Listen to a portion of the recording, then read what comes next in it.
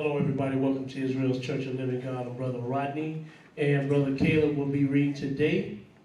We'll be doing a lesson today in honor of Juneteenth. We don't necessarily celebrate Juneteenth. Juneteenth, we're going to see a short video on what it's about. But today's title is The Africans and the Slave Trade. The Africans and the slave trade. Because most people look at the transatlantic slave trade and they think that the Gentiles or the white man are the ones who were trading the slaves, but the white man wasn't the only one who was trading slaves. Everybody was trading slaves. The Arabs, the Africans, the white man or the Gentiles, the Chinese, you name it. Hispanic people or Spaniards, they were trading slaves as well. Because you have to remember something, this is a worldwide event that was going to happen to the children of Israel. And so if it's a worldwide event that was going to happen to the children of Israel, the Africans had to trade slaves because they are part of the world. But you know, you got some Kemetic people and other Afrocentric people or brothers that think that Africans didn't trade slaves. And that could be the furthest from the truth. So we're going to start off in Deuteronomy 28th chapter, and then we're going to see a short video on Juneteenth, because Juneteenth is coming up on the 19th of this month. Okay, so now we're at Deuteronomy 28 and 15. Deuteronomy 28 and 15. Yeah, because we need somebody here to do the video here. Deuteronomy 28 and 15. And Aaron, give me for a minute. Can you pull this back some so I can see it?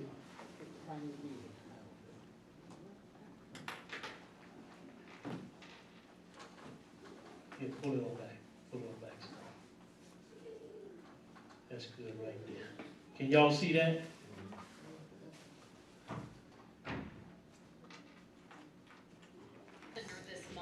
No, we're not playing the video now.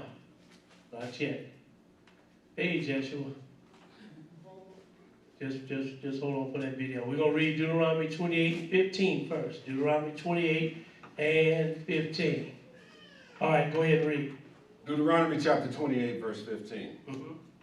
But it shall come to pass, if thou wilt not hearken unto the voice of the Lord thy God, to observe to do all his commandments and his statutes, which I command thee this day, that all these curses shall come upon thee and overtake thee. Now he said, if you don't do the Lord's commandments, all these curses are going to come over you and overtake you. Go ahead and read. Verse 16. Cursed shall thou be. I'm sorry. We're gonna get straight to it. We're moving today. So skip down to verse 63. Skip down to verse 63. Go ahead and read. This is one of the curses now.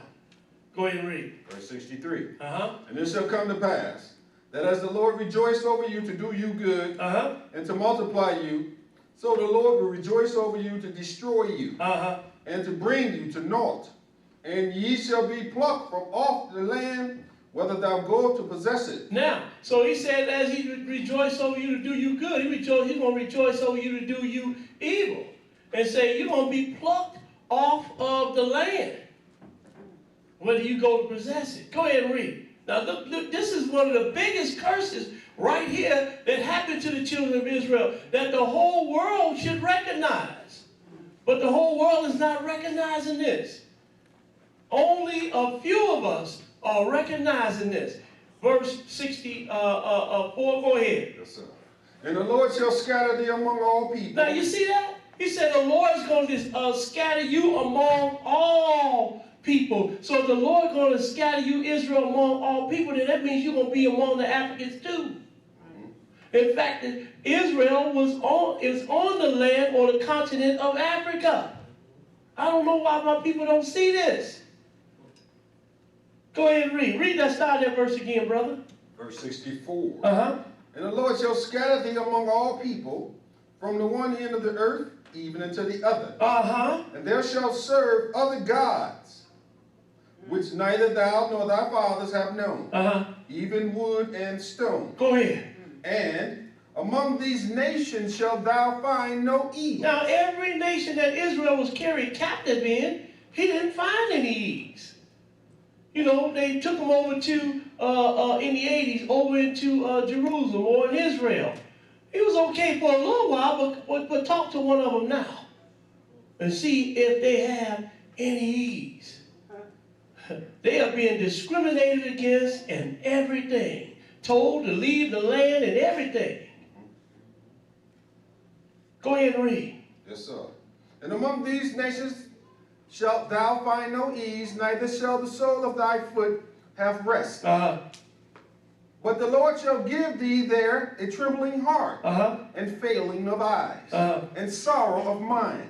Keep reading. And thy life shall hang in doubt before thee, and thou shalt fear day and night, and shalt have none assurance of thy life. In the morning thou shalt say, would God it were even, and at even thou shalt say, would God it would morning. In the morning time you say, I wish it was evening. In the evening time you say, I wish it was morning. You know, that's going, you can look at our country here, and that's what's going on here with us. Come on, bro. Our kids, our young children are terrorizing the neighborhoods. You can't hardly do nothing in the neighborhood because the police, you might get shot down. I don't care how old you are. Right? So we have a trembling heart all the time. Lord gave us that trembling heart for a reason. And in the morning you say, man, I wish it was evening. In the evening you say, I wish it was morning. Yes, sir.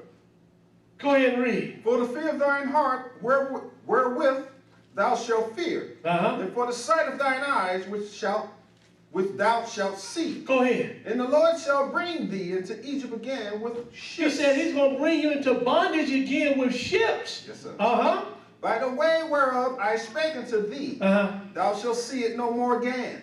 And there ye shall be sold unto your enemies for bondmen and bondwomen, and no man shall buy you. Now he said you're going to be sold to your enemies for bondmen and bondwomen. Now just everybody just relax and just look at this. You understand? And I know my people here, y'all already seen this, but anybody else that's watching, y'all just looking. I know I'm supposed to call the people from out of town, wasn't I? Well, y'all just pay attention to the lesson. Hallelujah. I'll talk to y'all later. Okay. Hope y'all have a good Sabbath today. Amen. And peace in the name of Jesus.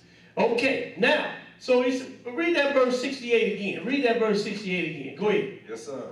Deuteronomy chapter 28, verse 68. And the Lord shall bring thee into Egypt again with ships. By the way whereof I spake unto thee. Go ahead. Thou shalt see it no more again. And there ye shall be sold unto your enemies for bondmen and bondwomen. And no man shall buy you. Now, that's what happened to our people. We were dispersed on what? They call it the diaspora. I know you see the transatlantic slave trade, but there was a slave trade before that. Even before the Gentiles came or the white man came, the slaves were already being traded. And these people, these Arabs were trading slaves on the African continent. Then they moved to the Asian continent, to India. Then they moved to Europe. Then to the Americas. Just like the Lord said, it's going to be a worldwide captivity for the children of Israel. And this has only happened to our people. This is only, and it's written right here in the Bible. This is undisputable. Now, let's go. Now, we're going to see a short video right here about Juneteenth. And then I got a surprise for y'all at the end of this lesson. Go ahead and read. Go ahead and play the video. I'm sorry. You might notice it on your calendar this month, a holiday on the 19th of June called Juneteenth. But what is Juneteenth? Fordham University professor Laurie Brooks has the story.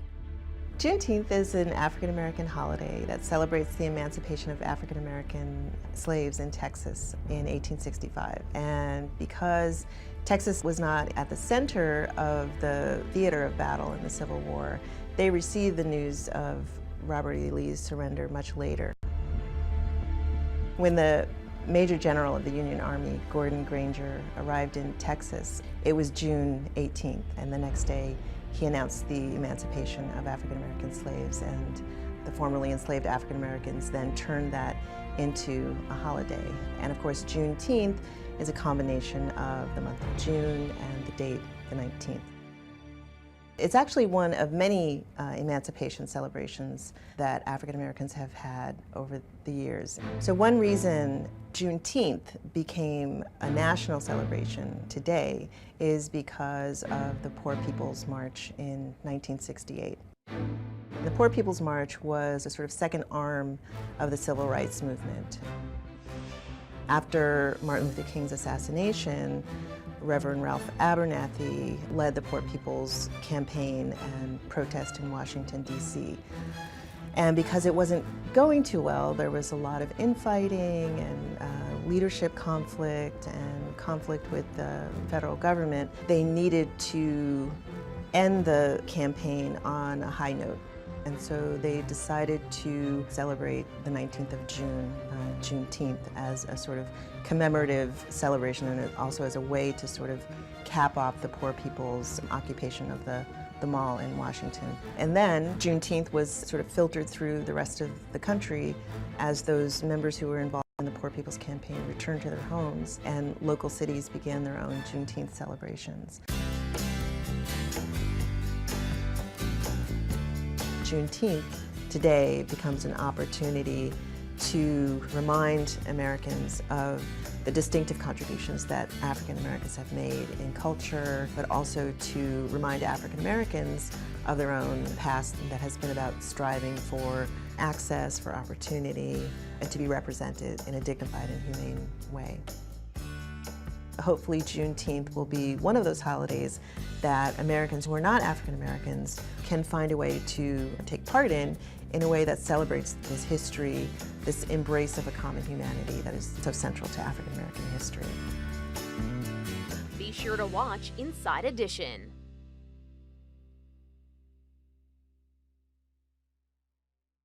About Juneteenth, which in fact I was surprised to see as I was coming down the road today that some people were actually celebrating Juneteenth today on Sheridan Road.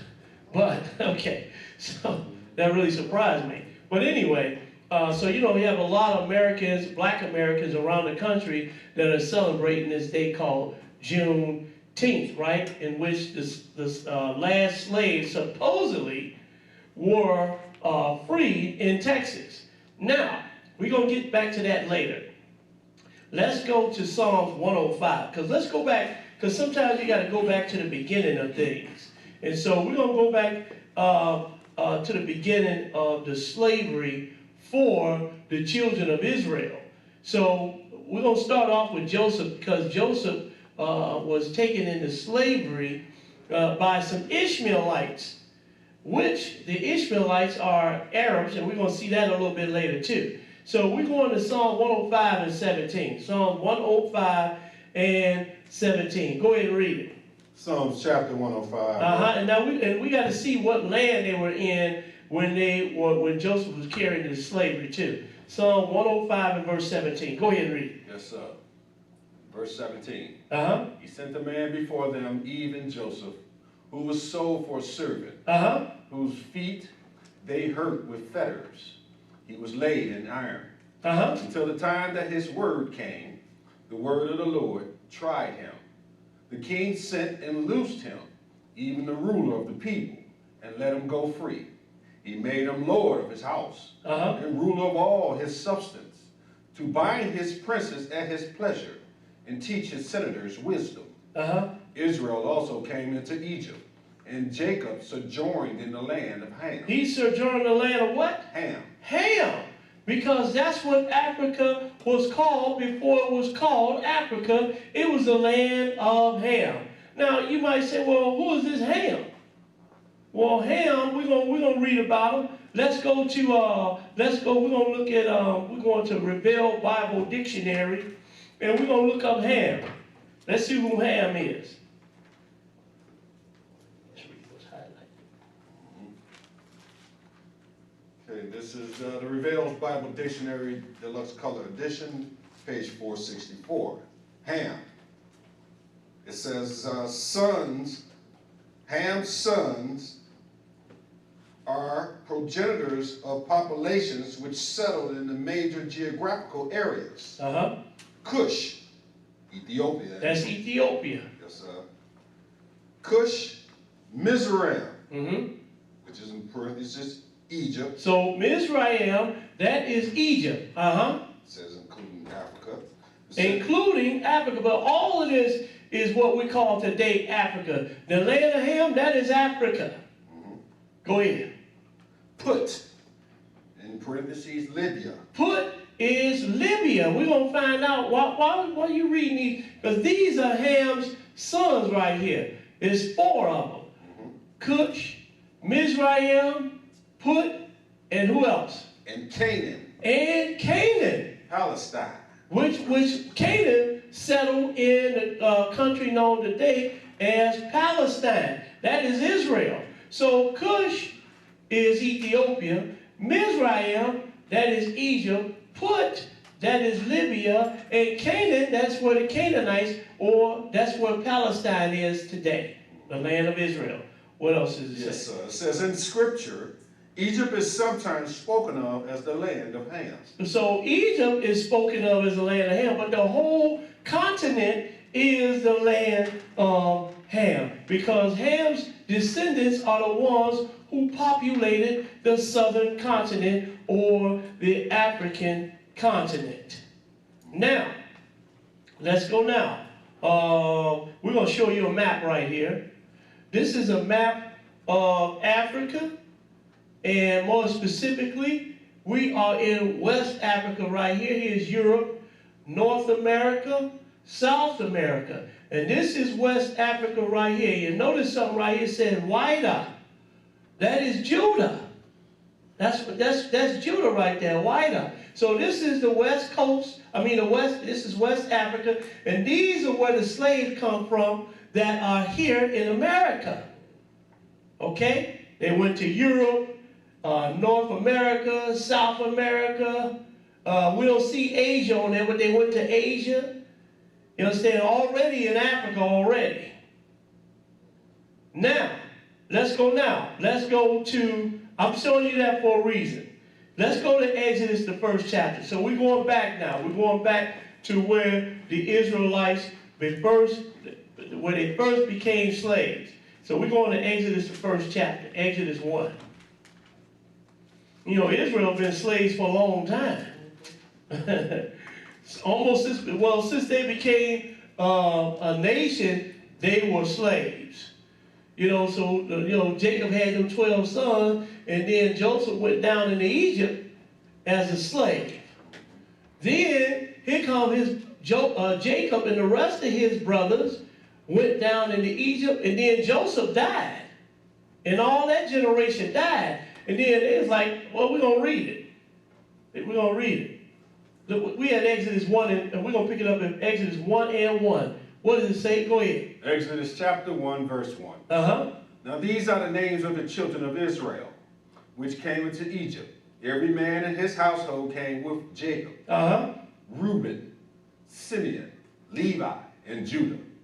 Issachar, Zebulun, and Benjamin. Dan, Naphtali, Gad, and Asher. Now these are the 11 sons. Go ahead and read. And all the souls that came out of the loins of Jacob were 70 souls. For Joseph was in Egypt already. Joseph was in Egypt already. So that is 12 sons right there. The 12 tribes of Israel. Go ahead and read. Verse 6. Skip to verse 8. Skip to verse 8. Now here it is. Okay, so we got the 12 tribes, right?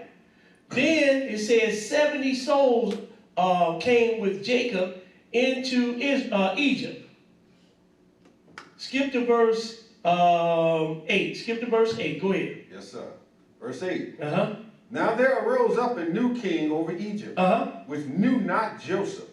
And he said unto his people, behold. I'm sorry, you're supposed to read verse 6. I should have had that there. Read verse 6. Go ahead. Yes, sir. 6. And Joseph died, and all his brethren, and all the generations. So now Joseph died with all his brethren and all that generation. Skip to verse 8 now. Go ahead. Now there arose up a new king over Egypt, which knew not Joseph.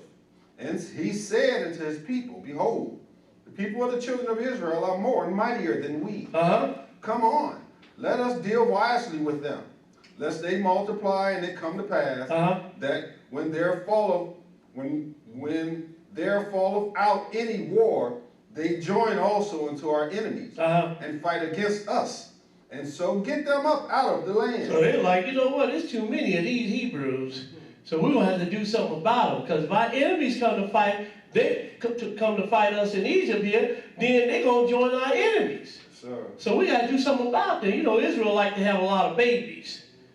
So go ahead and read verse 11. 11. Therefore they did set over them taskmasters to afflict them with their burden. Go ahead. And they built for Pharaoh treasure cities, Python and Ramesses. But the more they afflicted them, the more they multiplied and grew. Go ahead. And they were grieved because of the children of Israel. And the Egyptians made the children of Israel to serve with rigor. And they made their lives bitter with hard bondage. And they made their lives bitter with hard bondage. And a lot of times when you see Egypt, it means the house of bondage. So now they're in slavery. Now they, you know, we can't deal with all these people. So what we're going to do is we're going to put them in slavery. We're going to put them in bondage. Go ahead and read. Yes, sir. They made their lives bitter with hard bondage, in mortar and in brick, and in all manner of service in the field. All their service wherein they made them serve was with rigor. Now, now let's go to Lamentations 5th chapter. Let's see what color real quick the children of Israel are. Lamentations the 5th chapter. Because we know that the Ethiopians, those were black people. We know that the Egyptians, now everybody knows now, since Richard Pryor went into that tomb on Saturday Night Live, him and who was the guy, Steve Martin, they went into that tomb, and Richard Pryor was like, these are black people in here, when he went to the Egyptian tomb. That was like in 1974, so the jig is up. Everybody knows that the Egyptians are black now.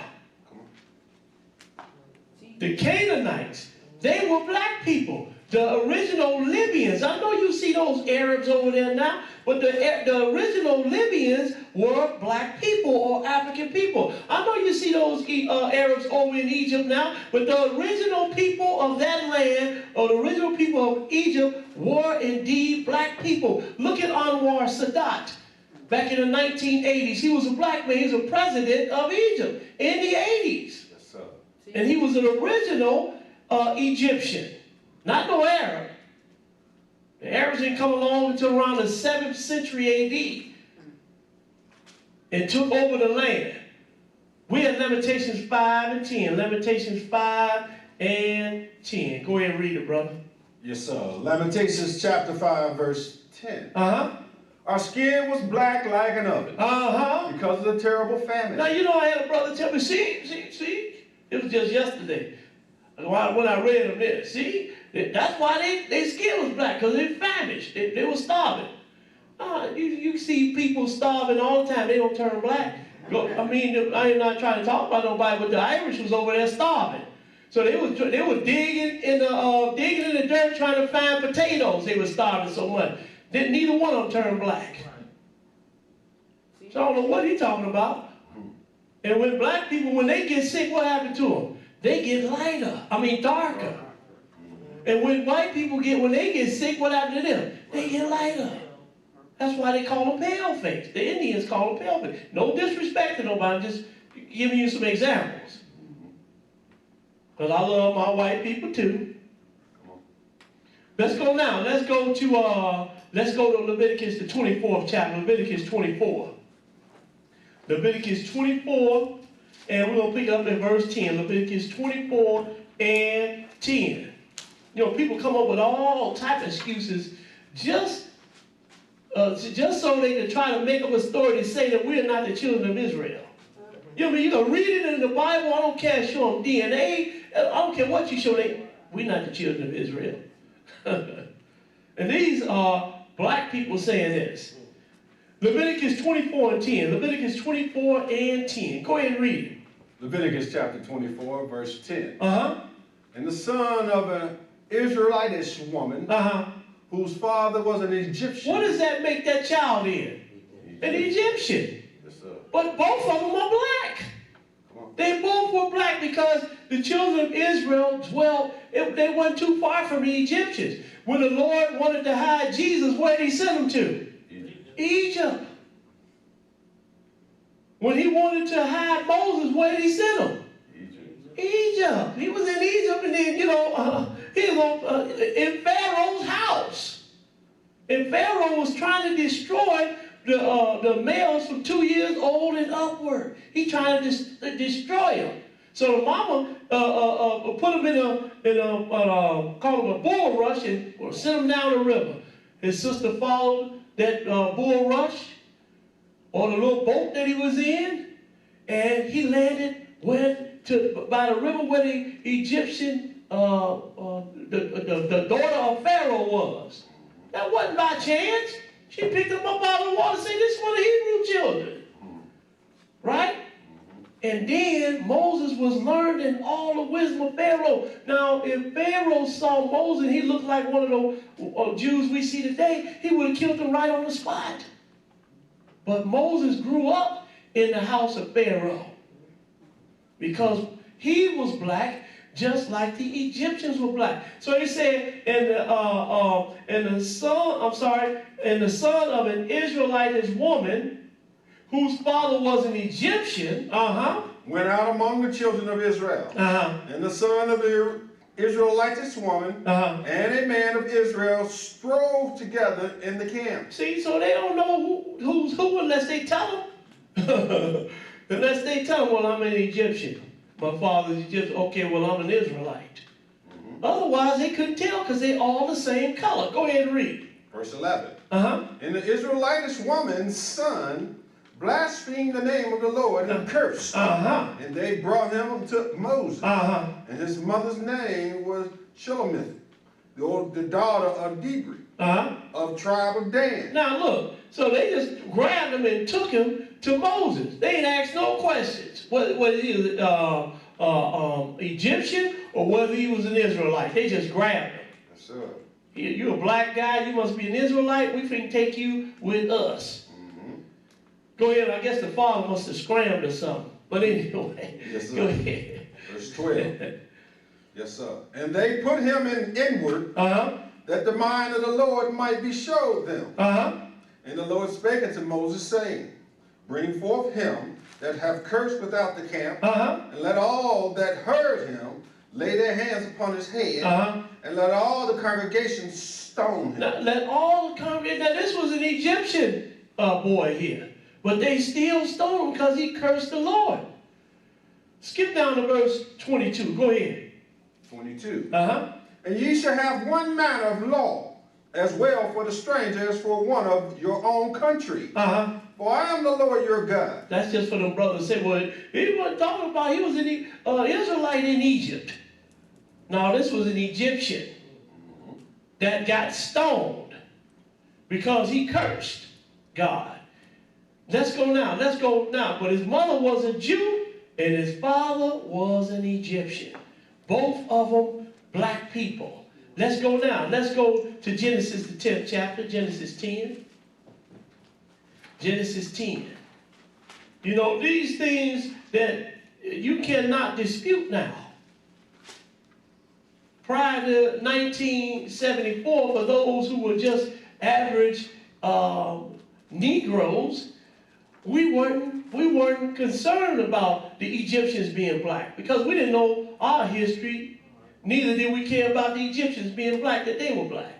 We didn't care about none of that. But some of us have started waking up in the 70s, and then the 80s, and the 90s, and 2000, we started waking up. Hallelujah. And then the Lord started showing us this story. I know we see that movie, Cecil B. DeMille's made the Ten Commandments, where you see the Egyptians were white. That is a lie. The Egyptians were black. You see, they couldn't change Ethiopia because Ethiopians still black today. So they couldn't change him. Now, how is it that my brother is white and I'm black?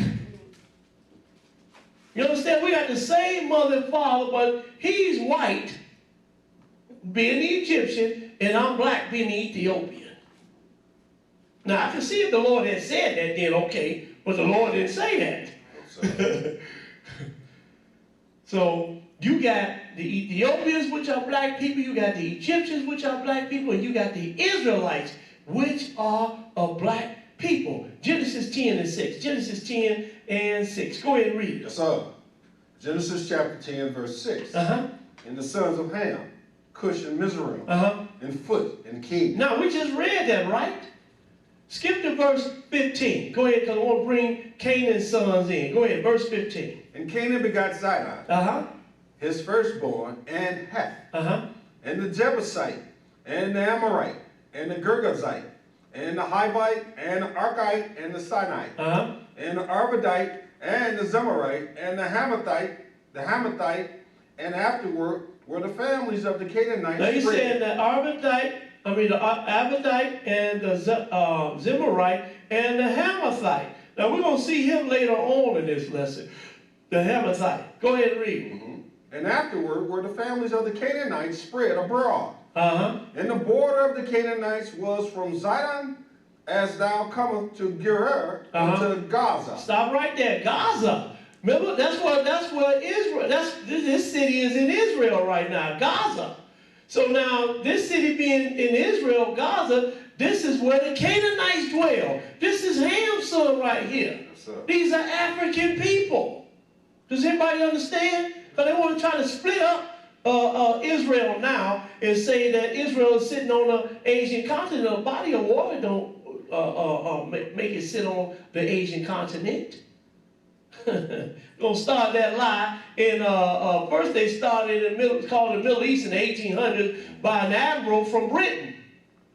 He gonna call Israel the Middle East. Then United States took on that same epithet, calling Africa, which is Israel, calling it the Middle East. I'm like, Middle East of what? Where's the Middle West? Come on, brother, make it plain. Or the North, the Middle North, or the Middle South for that matter. Where is it? You know why they did that? Because they wanted to try to deceive you to say that the Israelites that were sitting on that land were black people. Yes, sir. Which they were. The Canaanites were black people. The Israelites were black people. Mm-hmm. You can't, God wants his people to know something, they're going to find it out. Amen. You can't try to fool God's people if you want them to know. Teach. Read that verse 18 again. 18. And the Arvadite, and the Zemarite, and the Hamathite. And afterward were the families of the Canaanites spread abroad.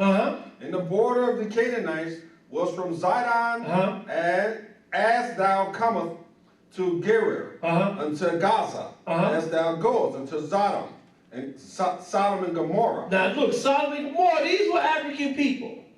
Go ahead and read. And Admah and to Zebulun, even until Ashur. Go ahead.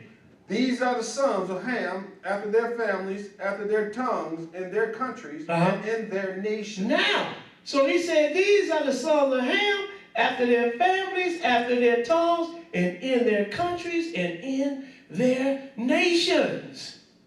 And these people, Hamites, settled on the southern continent, which we call today Africa. Let's go to Joshua, the 16th chapter. Joshua 16. And we're going to pick it up at verse 1. Joshua 16 and 1. Because the Israelites dwelt among the Hamites. This was no big deal. If you're on the continent of Africa, then you're going to be around some Hamites. You understand? And then, look, when we're going to read it, Joshua 16, because the Israelites and the Canaanites, both of them dwelled in the land at the same time, all the way up to the 1st century. Come on. Ever since Joshua split the land up, he took over the land of the Canaanites, and the Israelites settled in that land, you still had Canaanites in that land all the way up to the 1st century. We had Joshua 16 and 1. Joshua 16 and 1. Go ahead and read. Joshua chapter 15. 16. 16 and 1. So Joshua get ready to divvy up some of the land right here. And so he get ready to divvy up some of it to Ephraim and Manasseh. So look what's going on here. Go ahead and read. Yes, sir. And a lot of the children of Joseph fell from Jordan by Jericho. Okay, he said a lot of the children of Joseph. Who did Joseph have? Ephraim and Manasseh. Joseph married an Egyptian woman, and he had Ephraim and Manasseh. Go ahead and read. Yes, sir. And a lot of the children of Joseph fell from Jordan by Jericho into the water of Jericho on the east, to the wilderness that goeth up from Jericho throughout Mount Bethel, and goeth out from Bethel to Luz, and passed along unto the borders of Archie to Adaroth. Now skip to verse 4. Skip to verse 4. Go ahead. So the children of Joseph, Manasseh, and Ephraim took their inheritance. Skip to verse 9. So they took their inheritance. Their inheritance was the land, right? A portion of the land. Skip to verse 9. Go ahead. And the separate cities for the children of Ephraim were among the inheritance of the children of Manasseh. All the cities with their villages. And they drave not out the Canaanites. Stop right there. You see that? And they drave not out the Canaanites. These Canaanites, these are the Ham's fourth oldest son. Canaan, the Jebusites, Hivites, Girgashites, right? These are African people. Go ahead and read. Yes, sir. Start that verse again. Verse 10. And they drave not out the Canaanites that dwelt in Gezer. But the Canaanites dwell among the Ephraimites unto this day, and serve under tribute. Now, he said they drave not out the Canaanites that dwell in Gezer, but the Canaanites dwell among the Ephraimites until this day, and serve under the tribute. So now, we're going to take you down to the 1st century and show you that there were still Canaanites in the land during the 1st century. So now let's go to Matthew. I'm throwing this in here. Matthew 15,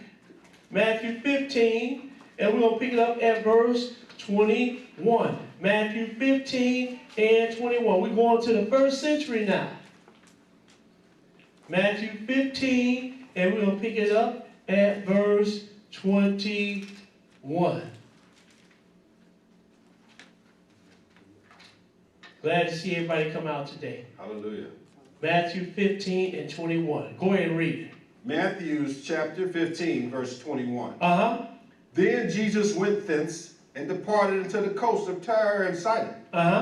And behold, a woman of Canaan came out of the same coast. Now wait a minute. And behold, a woman of Canaan came out of the same coast. So here we got a Canaanite woman right here. Still in the land. All the way back from the time of Joshua on down into the 1st century. Yes, a woman of Canaan. Read that again. Yes, sir. And behold, a woman of Canaan came out of the same coast and cried unto him, saying, Have mercy on me, O Lord, thou son of David. My daughter is grieved. Hold on, you're reading too good now. Slow down. Had to tell a brother before last week. Y'all reading good. Start that verse 21 again. Start that verse 21 again. Yes, sir. It says, Then Jesus went thence and departed into the coast of Tyre and Sidon. Now, isn't that one of Ham, one of the sons of Canaan, Sidon? We read that, right? So we know where we got a geographical location now. or where we are supposed to be. So they are on the land of Israel in Palestine. He said, and then Jesus went this and departed to the coast of Tyre and Sidon. That's one of the sons of Canaan. Go ahead and read verse 22. And behold, a woman of Canaan came out of the same coast. And a woman of Canaan came out of the same coast. Because see, the Canaanite people were still there. Go ahead and read. Came out of the same coast and cried unto him, saying, Have mercy on me, O Lord, thou son of David. Go ahead. My daughter is grievously vexed with the devil. Now look at what he's going to tell her. Because, you know, you got some people think that Jesus didn't deal with other people of other nations. Now we're in the land of Israel, right? And from this coast of Zidon, and here comes a Canaanite woman asking the Lord, say, have mercy, because look, if the Canaanites knew that Jesus was the son of David, then the Israelites knew that Jesus was the son of David. Yes, sir. Bring that. Now here she is coming, she is a daughter of Canaan, and she said, have mercy upon me, thou son of David. Go ahead and read, brother. Verse 23. But he answered her not. He answered her not a word, and his disciples came and besought him, saying, Send her away, for she cried after us. Go ahead. But he you know how Israel, man, get her out of here. She, you know, she Canaanite, get her out of here. Probably went to go try to grab her or something. But anyway, what did Jesus say? Go ahead. Says, Send her away, for she cried after us. But he answered and said, I am not sent but unto the lost sheep of the house of Israel. Ooh. Now look, if she was an Israelite from Canaan, then why he would be, because she would be considered one of the lost sheep of the house of Israel. So he said, I am not sent. So she was a Canaanite. Yes, sir. You know, an African. Come on. Everybody get it? Indeed. So Jesus said, look, he probably turned around and said, I am not sent but unto the lost sheep of the house of Israel. They probably holding him back. He's like, you know, Jesus, he was real smooth, so I'm just sent to the lost sheep of the house of Israel, lady. Sorry, can't help you. Go ahead and read. But this woman of Canaan has some faith in him. Go ahead and read. But he answered and said, I am not sent but unto the lost sheep of the house of Israel. Then came she and worshipped him, saying, Lord, help me. Go ahead. She wasn't giving up, was she? She said, still came, Lord, help me. Go ahead and read. But he answered and said, It is not meet to take the children's bread and to cast it to dogs. Ooh. You see what he called him? He said, it is not meet to take the children's bread and to cast it to dogs. You see what he think about other people? Call them dogs. Man. Most people said, okay, all right, Lord, and took off. But she wasn't having it. She's like, Look at what she said. Go ahead. And she said, Truth, Lord. Yet the dogs eat up the crumbs which fall from thy master's table. She wasn't having it. She was like, the dogs eat the crumbs from the master's table. Yes, sir. She said, true, Lord. Yeah, I might be a dog, but I'm eating them crumbs from your table, Lord. Go ahead and read. Then Jesus answered and said to her, O woman, great is thy faith. Be it unto thee even as thou wilt. Go ahead. And her daughter was made whole from that very hour. And Jesus departed from thence and came nigh unto the Sea of Galilee. And went up into a mountain and sat down there. Stop right there. So he said, then Jesus answered and said unto her, O woman, great is thy faith. Be it unto thee even as thou wilt. So he healed this Canaanite woman's daughter. He healed her. A stranger. Well, my point is that you still had Canaanite people in the land, even from Joshua down to the 1st century here, during the times of Jesus. Living, black people, which are Israelites, living amongst African people, which are black people. Bring it out, brother. Yes, sir. Wasn't no big thing. Wasn't no big thing. Let's go now. Let's go, because this is where the children of Israel dwelt first as a nation among other black people, African people. We're in Acts the 2nd chapter, Acts 2. And we're going to pick it up at verse 5. Acts 2 and 5. Acts 2 and 5. Now we're going to show you that the children of Israel were among other black countries as well. Acts 2 and 5. Go ahead and read it. Acts chapter 2, verse 5. And there were dwelling at Jerusalem Jews, devout men, out of every nation under heaven. Now when this was noised abroad, the multitude came together and were confounded, because that every man heard them speak in his own language. And not like you hear that they be talking about that glossolalia. Say, man, what did you just say? I don't know, the Spirit spoke. No, that was you speaking. There's no spirit say nothing. That was you, unless you call yourself a spirit. I know you flesh and blood.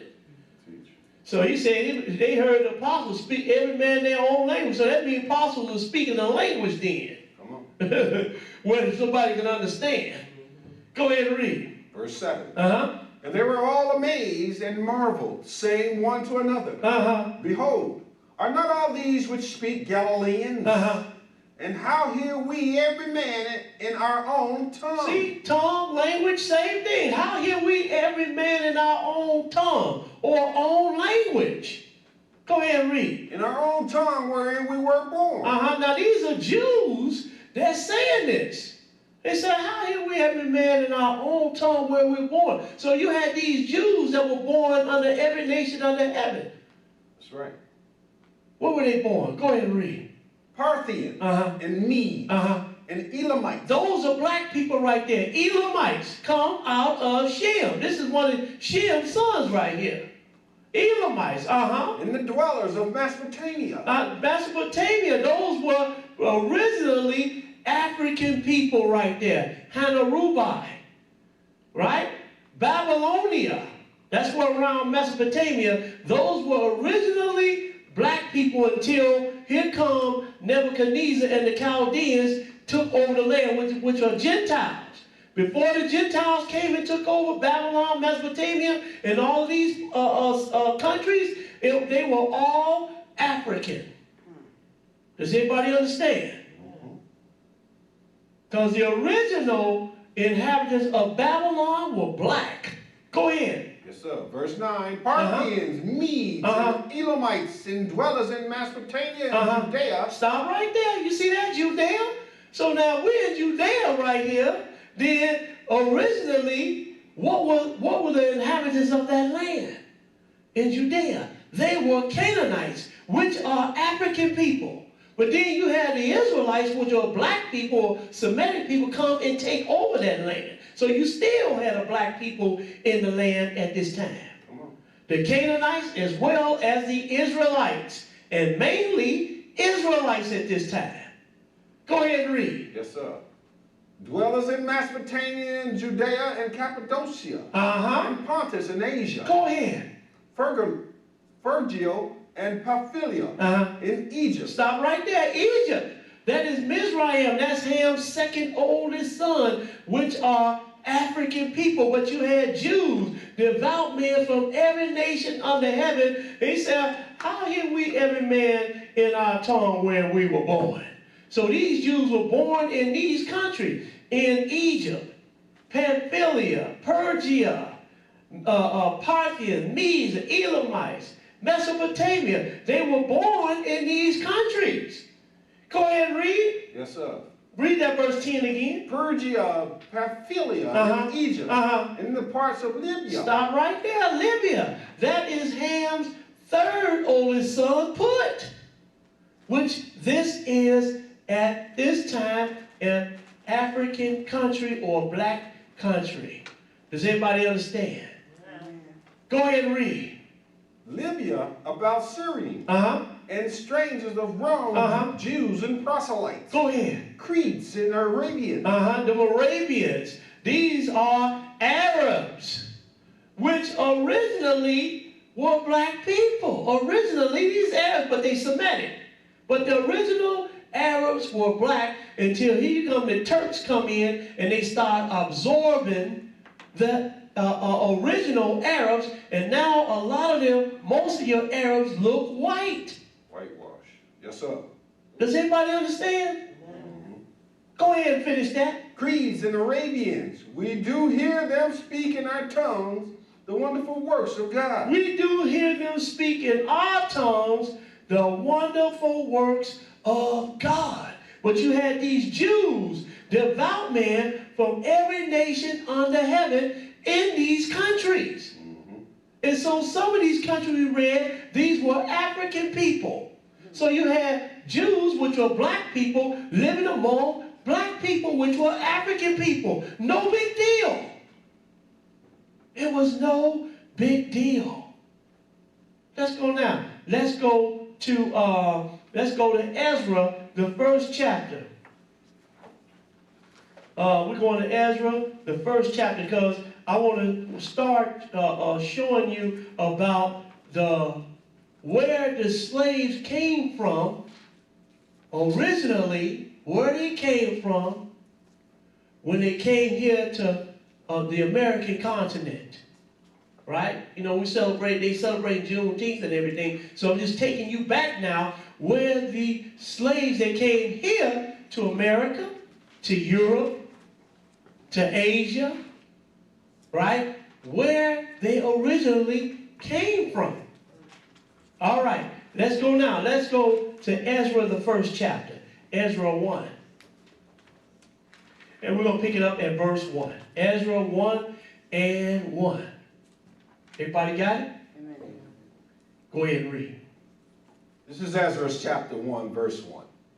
Now in the first year of Cyrus, king of Persia, that the word of the Lord by the mouth of Jeremiah might be fulfilled, the Lord stirred up the spirit of Cyrus, the king of Persia. Now this Cyrus, king of Persia, was a Gentile, but the Lord used him. What did he use him for, Brother Caleb? Go ahead. That he made a proclamation throughout all his kingdom, and put it also in writing, saying, Thus saith Cyrus, king of Persia, the Lord God of heaven hath given me all the kingdoms of the earth, and he hath charged me to build him an house at Jerusalem, which is in Judah. Now, so Cyrus said, the Lord hath made a proclamation, and he have said that he want me to build his house, which is in Jerusalem. So this is the second temple that's going to be built right here we're looking at. You know, you had Solomon's temple, and now we're looking at the temple that Ezra and Nehemiah built under the hand of Cyrus and Xerxes. Go ahead and read. Who is there among you of all his people? His God be with him, and let him go up to Jerusalem, which is in Judah, and build the house of the Lord God of Israel. He is the God. Go ahead. Which is in Jerusalem. He is the God which is in Jerusalem. Go ahead and read. And whosoever remaineth in any place where he sojourneth, let the men of his place help him with silver, and with gold, and with good, and with beasts, besides the free will offering. So whatever land you in, we want to ask the people that to help the children of Israel with silver, with gold and everything to rebuild the temple. Go ahead and read. Yes, sir. And with the beast, besides the free will offering for the house of God that is in Jerusalem.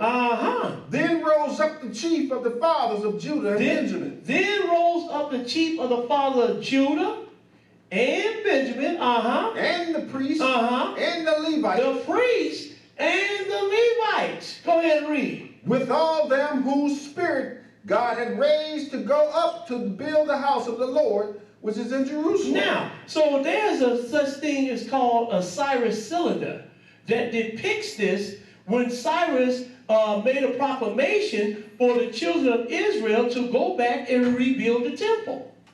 This is in history. History say 42,000. The Bible said 40,000 went back, so we're not going to squabble about 2,000 people. Right? But this right here is in history. And it is on a clay cylinder called the Cyrus Cylinder. When you get a chance, go and look this up. So Cyrus made a proclamation for the children of Israel to go back and rebuild the temple in Jerusalem. That would be the second temple. So who went up? Judah, Benjamin, and Levi. Yes, sir. Now, let's go down again to the first century. Let's go to John, the first chapter, John 1. John 1, and we're going to pick it up at verse 19. Let's go back down again to the first century. John 1, because the children of Israel dwelt in the land back and forth. They were in the land. You still had some Israelites in there, but then, they were being controlled by other nations, right? So, but they were back and forth in the land, So now, look at who was in the land at all this time. From the time they rebuilt the temple all the way up to the first century, or down to the first century.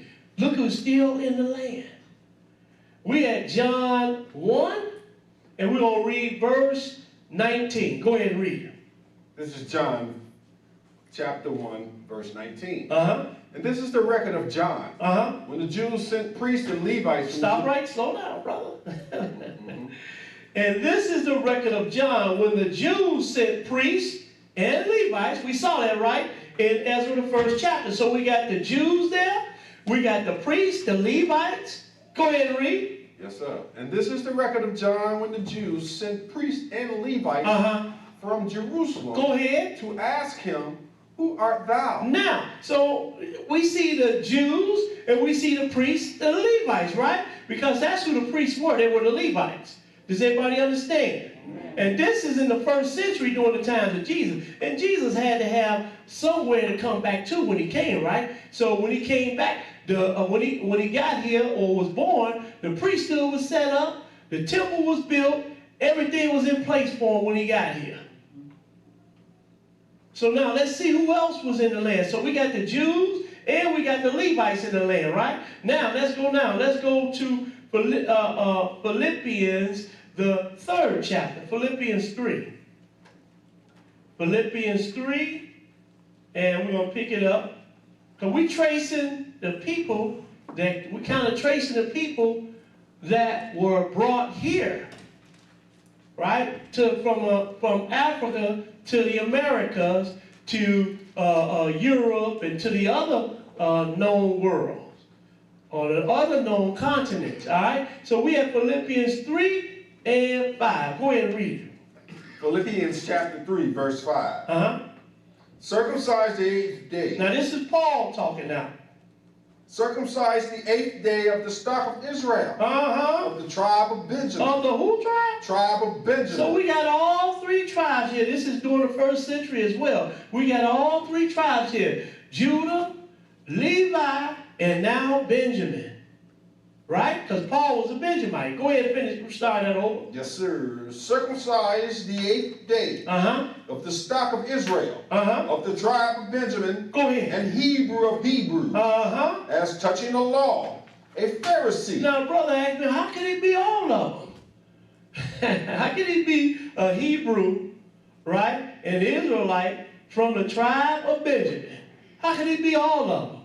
Before they were called Israelites, they were called Hebrews due to who? Abraham. Then they were called Israelites due to who?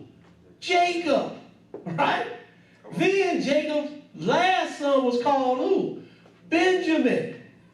And Paul is an Israelite from the tribe of Benjamin, a Hebrew of Hebrews. Yes, sir. Make it plain. Does everybody understand? Oh, yeah. See, when you got some understanding, these little bitty things like this, you can, they don't, they go right past you because you already understand it so little. Come on. Let's go now. Let's go to Luke, the 19th chapter. We're going to get done a little early. Wait a minute. Can't do that. Wait a minute. Luke 19, and we're going to pick it up at verse 41. Luke 19 and 41. Now we tracing down somewhat the people that came here to the Americas, right? Because of Juneteenth, right? Luke 19 and 41. Now look at what Jesus said was going to happen to Jerusalem. Luke 19 and 41. Go ahead and read it. Luke chapter 19, verse 41. Uh-huh. And when he was come near, he beheld the city and wept over it, saying, if thou hast known, even thou, at least in this thy day, the things which belong to thy peace. But now they are hid from thine eyes. Jesus like, y'all don't know what peace y'all got right now. Just like we can say right now in this generation, we don't know what peace we got right now. Because when the Lord gets ready to make his second coming, all hell is going to break loose on this earth. Yes, it's going to be World War III on this earth. Not to mention when the Lord comes to pour out his wrath on this earth, first he's going to have this man fighting against each other. Then he's going to come and pour out his wrath on it. It's going to be hell on earth. Men are going to be running around wanting to die. But the Lord say, he's not going to let them die because you're going to get this punishment. Men going to want to die. He's going to kill the third part of men. Kill the third part of the grass and everything. Kill the third part of the sea. Do you know how where your mind is going to be when you see something like this? A lot of men going to want to die. Men going to have a heart attack for fear. That's how some of them going to die, because they're going to be so fearful, they're going to have heart attacks and die. You don't know the peace that you got right now. Make that plain, brother. Make it plain. Go ahead and read, brother. 43. Uh-huh. For the days shall come upon thee, that thine enemies shall cast a trench about thee, and compass thee around, and keep thee on every side. Now we could have read this in history right here in the Atlas of the Bible. It talks about this, how Jerusalem was surrounded. Titus came in and surrounded Jerusalem. Then nobody could get in, nobody could get out. Then he started killing them, 500 a day, hanging them on crosses and everything. We could have read about this in history. But go ahead and read. Because some people say, well, the Israelites didn't exist. Well, I guess somebody then just made up these stories then. About, you can go over there in Israel now and look and see Herod's temple. I guess somebody made that up. In ruins. Somebody made that up. But go ahead and read, brother. Read that verse 43 again. Yeah. For the days shall come upon thee, that thine enemies shall cast a trench about thee, and compass thee round, and keep thee on every side. Go ahead. And shall lay thee even with the ground. He said, look, Jerusalem's going to be laid even to the ground. And thy children's within thee, and they shall not leave in thee one stone upon another. Because thou knewest not the time of thy visitation. So in Israel, the land is going to be laid waste. The buildings and everything going to be laid even with the ground. They got that wailing wall over there talking about that's part of the temple. No, sir. That ain't part of the temple, because the Lord, either you believe what the Lord said or you don't. So he said it's going to be laid even with the ground. But look, something else bad going to happen too. Because when the Lord give his prophecy and it's bad, boy, he let you know all of it. So you get your act together. We at Luke 21, and we're going to pick it up in verse 20. Luke 21 and 20. Everybody got it? Amen. Now look at what the Lord's going to say right here. We're going to get ready for two maps right here. So go ahead and read that. Yes, sir. 21 and 20, yeah. Chapter 21, verse 20. And when ye shall see Jerusalem compassed with armies, then know that the desolation thereof is nigh. Then let them which are in Judea flee to the mountains. Stop right there. Now you see that? So all of the Israelites were carried out captive. He told some of them to flee, right? Some of them fled. They're already on the continent of Africa. And so if I want to hide, where do I go? Among the Africans. So you had some of them in Ethiopia already. Then you had some to flee down into West Africa. And that's why I showed you that map earlier of West Africa, because some of the Israelites fled into West Africa. Some of them fled into North Africa. Because like I said earlier, when you want to hide an Israelite, where do you send them? Into one of these African countries. That's what Jesus did, right? I mean, the Lord did. That's what God did. He sent Jesus into Egypt, which is an African country. He wanted to hide Moses. Where did he send him? Put him right there with the Egyptians. Blend right on in. And that's what the children of Israel did. They went into West Africa, went into Ethiopia, went into North Africa, and they blended right in. But then as you go to South Africa, the Limba tribe, at some point though, they say, you know what? This blending in thing, it ain't gonna work no more. We are Israelites. Yes, sir. At some point, just like us, but we were carried here captive, but at some point, we say, you know what? We're not no African Americans. We are Israelites. Amen. And that's what they did. So go ahead and read that though, brother. 21. Uh-huh. Then let them which are in Judea flee to the mountains, Uh-huh. and let them which are in the midst of it depart out. He said that let them which are in the midst thereof depart out. Yes, so some of them departed out.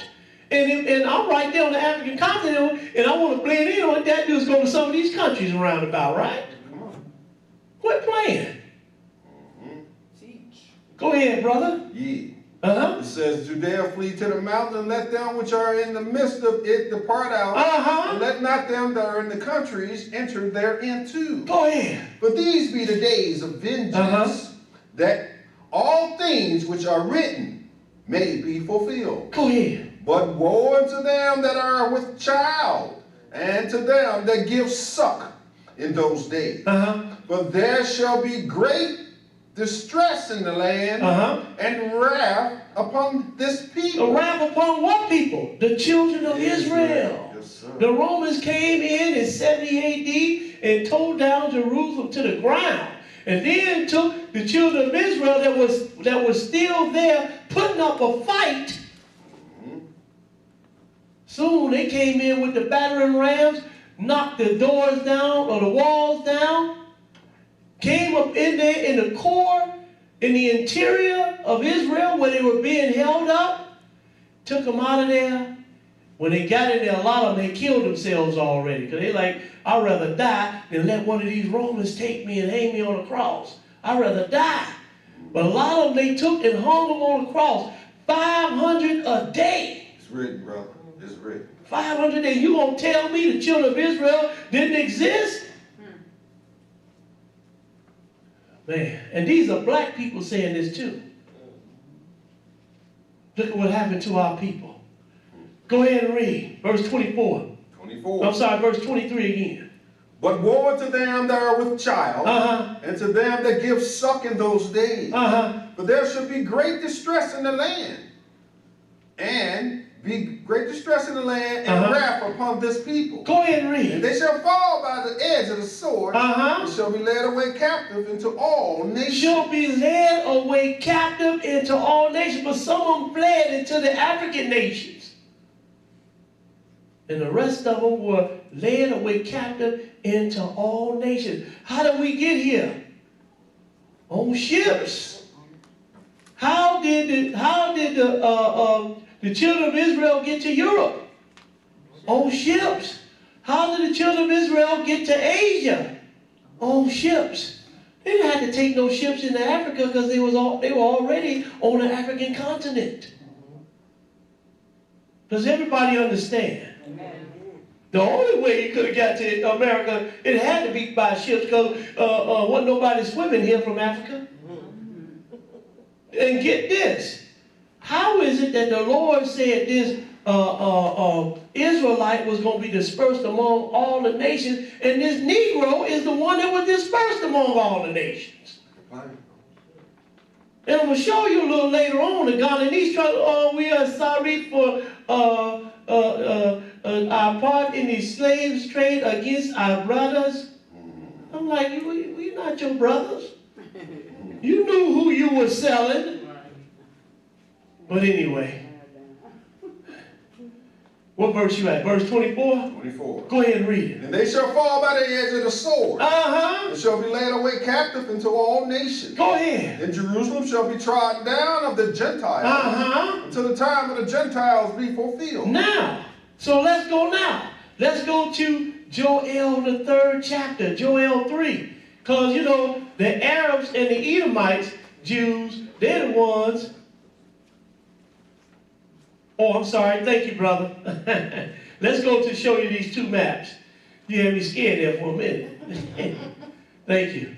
All right, so now this map right here is called Negro Land. And right here, this is West Africa right here we are looking at. Ghana, right? Ghana right here. Then you got Judah, right? The slave coast right just below that. So if you look at this second map here, you will see the slave coast and Judah, Judah just above the slave coast. Kingdom of Judah. Here's the slave coast right here. Over here on the west side, you got Sierra Leone, Ghana, all of the Benin, West Africa. We're going to talk about that in a minute too. So just keep these countries in mind. These are African countries. We are in West Africa right here. Does everybody see it? Amen. You don't. Just watch the video. You'll see it then. You can't see it close up now. Okay? So now we are in West Africa. Right? Let's go to Joel, the 3rd chapter. Joel 3. Joel 3. Because Israel didn't just go to West Africa. Let's see where else they went. Joel 3 and 1. Joel 3 and 1. Go ahead and read it. Joel chapter 3, verse 1. Uh-huh. For behold, in those days and in that time, when I shall bring again the captivity of Judah and Jerusalem, I will also gather all nations and will bring them down into the valley of Jehoshaphat. Have you seen this yet? You haven't seen this yet. This talking future right here. He said, I'm going to bring all nations down into the valley of Jehoshaphat. And will plead with them there for my people, and for my heritage Israel, whom they have scattered among the nations, and parted my land. I told you Israel was scattered among the nations. Yes, sir. And then they took the Lord's land and parted it. That's why you got called Middle East. Because they were trying to part his land. And then what they do, put that Suez Canal in there and say, well, now Israel don't sit on the African continent, it sits on the Asian continent. So what they do, parted his land. It's written. Go ahead and read. Verse 3. And they have cast lots for my people, and have given a boy for an harlot, go ahead, and sold a girl for wine, that they might see, the children of Israel at some point were a medium of exchange. They used them for money. Talking about, give me that boy over there for this wine, and the girl for a harlot, the boy for a harlot, and the girl for some wine. Go ahead and read. Yea. And what have ye to do with me, O Tyre and Zidon, and all the coast of Palestine? Oh, wait a minute. So we know we talked to him. He said, yea, and what have you to do with me, O Tyre and Zidon? Ain't that one of Ham's sons right there, Zidon? Yes, but who is in this land at the time and the one that was selling to people? It is the Arabs. Come on. Who helped them? It is the one that called themselves Jews. They had the slave ships. Go ahead and read. Read that verse 4 again. Yea, and what have ye to do with me, O Tyre and Zidon, and all the coast of Palestine? Go ahead. Will ye render me a recompense? And if ye recompense me, swiftly and speedily will I return your recompense upon your own head. Because ye have taken my silver and my gold, and have carried into your temples my goodly pleasant things. The children also of Judah and the children of Jerusalem. Now wait a minute, slow down 1 second. Yeah. Because he said, because you have taken my silver and my gold and have carried into your temples my goodly pleasant thing. Now who done this? Well, you go over to Obadiah and you'll see the Edomites have done, they're the ones who done this. When the children of Israel were being destroyed in 70 AD, who helped them destroy the children of Israel? The Edomite Jews. The ones that's calling them Jews now. And what they do, he said, the Lord said, you have taken my land into your possession. Mm-hmm. And you took all of their substance. Right? Took the children of Israel's substance when they were being destroyed. So did. And so he said, because you have taken my silver and my gold and have carried into your temples my goodly pleasant things. And this would be talking about the Edomites right here. Verse 6, what does it say? The children also of Judah and the children of Jerusalem have ye sold into the Grecians. Stop right there. So he said, the children of Judah and Jerusalem have you sold to the Grecians. The Arabs weren't the only ones that were selling the children of Israel. The Edomite Jews are not the only ones in that region that were selling the children of Israel. You had the Africans selling the children of Israel to the Portuguese. And to all the other Gentiles that came in that wanted slaves. And I'm going to show you this. Because, you know, you got my Israelite brothers that think they Kemetic, talking about, and Pan-African brothers talking about that the African people didn't sell slaves. Yes, they did. They didn't. The white men didn't go into the interior of Africa and grab them like you see it on routes and put a blanket over their head or whatever and capture them like that. No, they were being sold by the African people. Yes, sir. Yes, sir. Now, if you're going to tell the story, then you better tell the story right. So many years we have been lied to, telling us, oh, the African man, he didn't sell. Yes, he did. He sold it. We're going to show you. He's admitting himself selling them. Not he himself, but his people selling them. Well, what verse we at? Read that verse 6 one more again. Yeah. The children also of Judah and the children of Jerusalem have ye sold into the Grecians, that ye might remove them far from their border. Now that you may remove them far from their border. I'm going to take you back for a minute because I'm going to just show you something. That the Arabs were the ones that were the first slavers of Israel. Then I'm going to take you back to around the 15th century AD. All right? So let's go to Genesis 39 first. Genesis 39. Genesis 39. Look at that. Turn right to it. Genesis 39 and 1. Genesis 39 and 1. Everybody got it? Go ahead and read. Genesis chapter 39, verse 1. And Joseph was brought down to Egypt. And Potiphar, an officer of Pharaoh, captain of the guard, an Egyptian, bought him of the hands of the Ishmaelites. Oh, you see that? The captain of the guard, an Egyptian, bought him of the hands of the Ishmaelites. Go ahead and read. Yes, sir.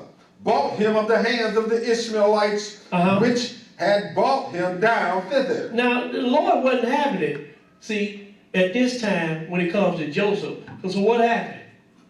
And the Lord was with Joseph, and he was a prosperous man. And he was in the house of his master, the Egyptian. Now, he is in the house of his master, Egyptian. So Joseph prospered because when the Lord, I don't care if you get taken down to slavery. When the Lord want to lift you up, he'll lift you up. You know, there's a lot of black people that came here off of them slave ships that was later lifted up. Teach. They got their freedom. The Lord lifted them up out that slavery, and they got their freedom, and they became prosperous men, black men and women. Yes, sir. So with my point right here is showing you this, that the Ishmaelites are the ones who took Joseph into slavery first, or the Israelite into slavery first. An Ishmaelite. Who are the Ishmaelites? Brother Caleb, We're going to read it right here out of Zondervan Bible Dictionary. Who are the Ishmaelites? So start over here, then read this over here. Yeah, you man. got something over there too. Yeah, man. This is Zondervan's Compact Bible Dictionary. All right. Ishmaelite, page 256. Ishmaelite, a descendant of Ishmael. Descendants of Ishmael, the Ishmaelites, the son of Abraham and Hagar. The 12 sons of Ishmael. See, Ishmael had 12 sons. You got 12 countries over there that originally were Arab countries. 12. Egypt was not an original Arab country. That was Egypt was African people. Yes, sir. Libya is not an original Arab country. That was an African country. Yes, sir. Go ahead and read. Yeah. It says the 12 sons of Ishmael and his Egyptian wife. Now look, Ishmael took an Egyptian wife. Go ahead. Yes, sir. Ishmaelite. The word is apparently used in the Old Testament in a wider sense, referring to the nomadic tribes of northern Arabia. Oh, referring to the northern tribes of what? Arabia. Go ahead. Generally, all Arabs following Muhammad's example claim descent from Ishmael. Oh, so they all the ones that, all of them claim descent, not just the ones that practice Islam, but all of them claim descent from Ishmael. The Arabs do. So the Arabs are the Ishmaelites, and these are the ones that had the slave during the time of Joseph. He's the one that took Joseph or sold Joseph into slavery. What are they doing today? In Libya, still trading slaves. Still trading. They've been at this practice for thousands of years. They've been doing this same business. Oh, yeah. Now, we're going to show you Judah's slave port in Beni, West Africa. This is a slave port in Beni, West Africa, where millions of slaves were taken from here. Now, this is in West Africa. So now, do you think that the slave traders were that just came into West Africa and just got these people? Those people, the African people, sold the children of Israel to the Gentiles or the white man. They didn't just come in there and just take them. Do you know how many people in Africa? How many countries in Africa? Right now they say it's about 54 countries in Africa. Now how one people gonna come and just come in there and take some people, slaves, and take them captive?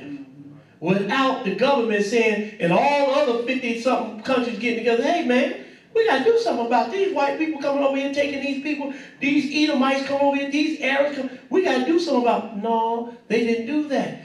They allowed them to be, or sold, the Africans sold them to the Ishmaelites. The Africans sold them to the white man. The Africans sold them to the Edomite Jews.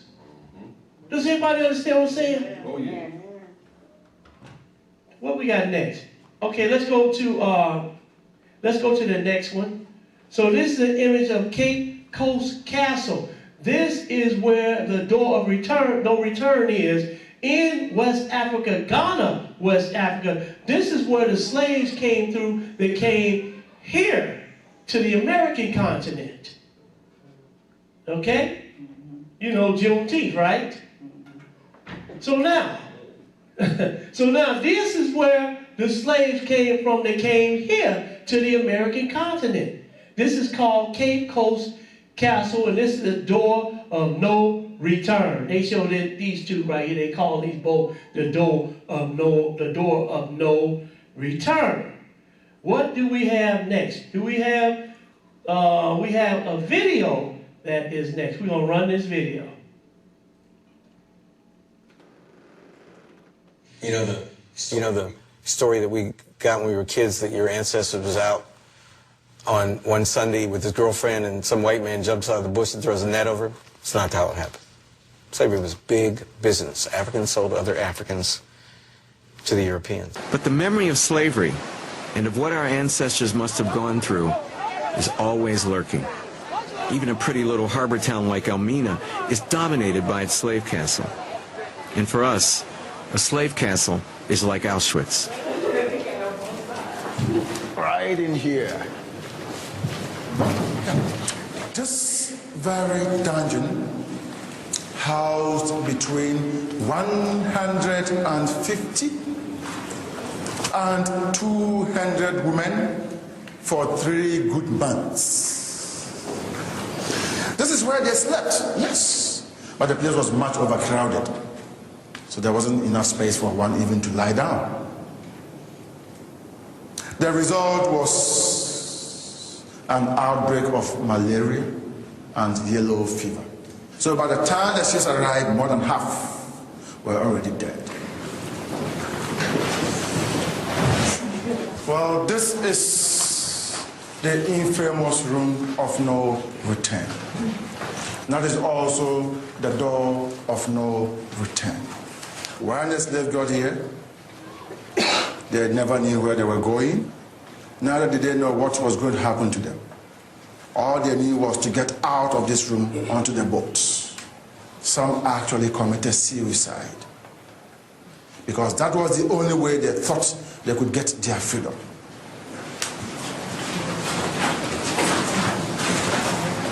In fact, it was the Africans who did the raiding and selling of Africans to the Europeans. No European ever went into the hinterland to raid for slaves. It was the Africans who did it. And before the Europeans even landed here, slavery was already in the system. It was slaves that worked in the palaces for the kings.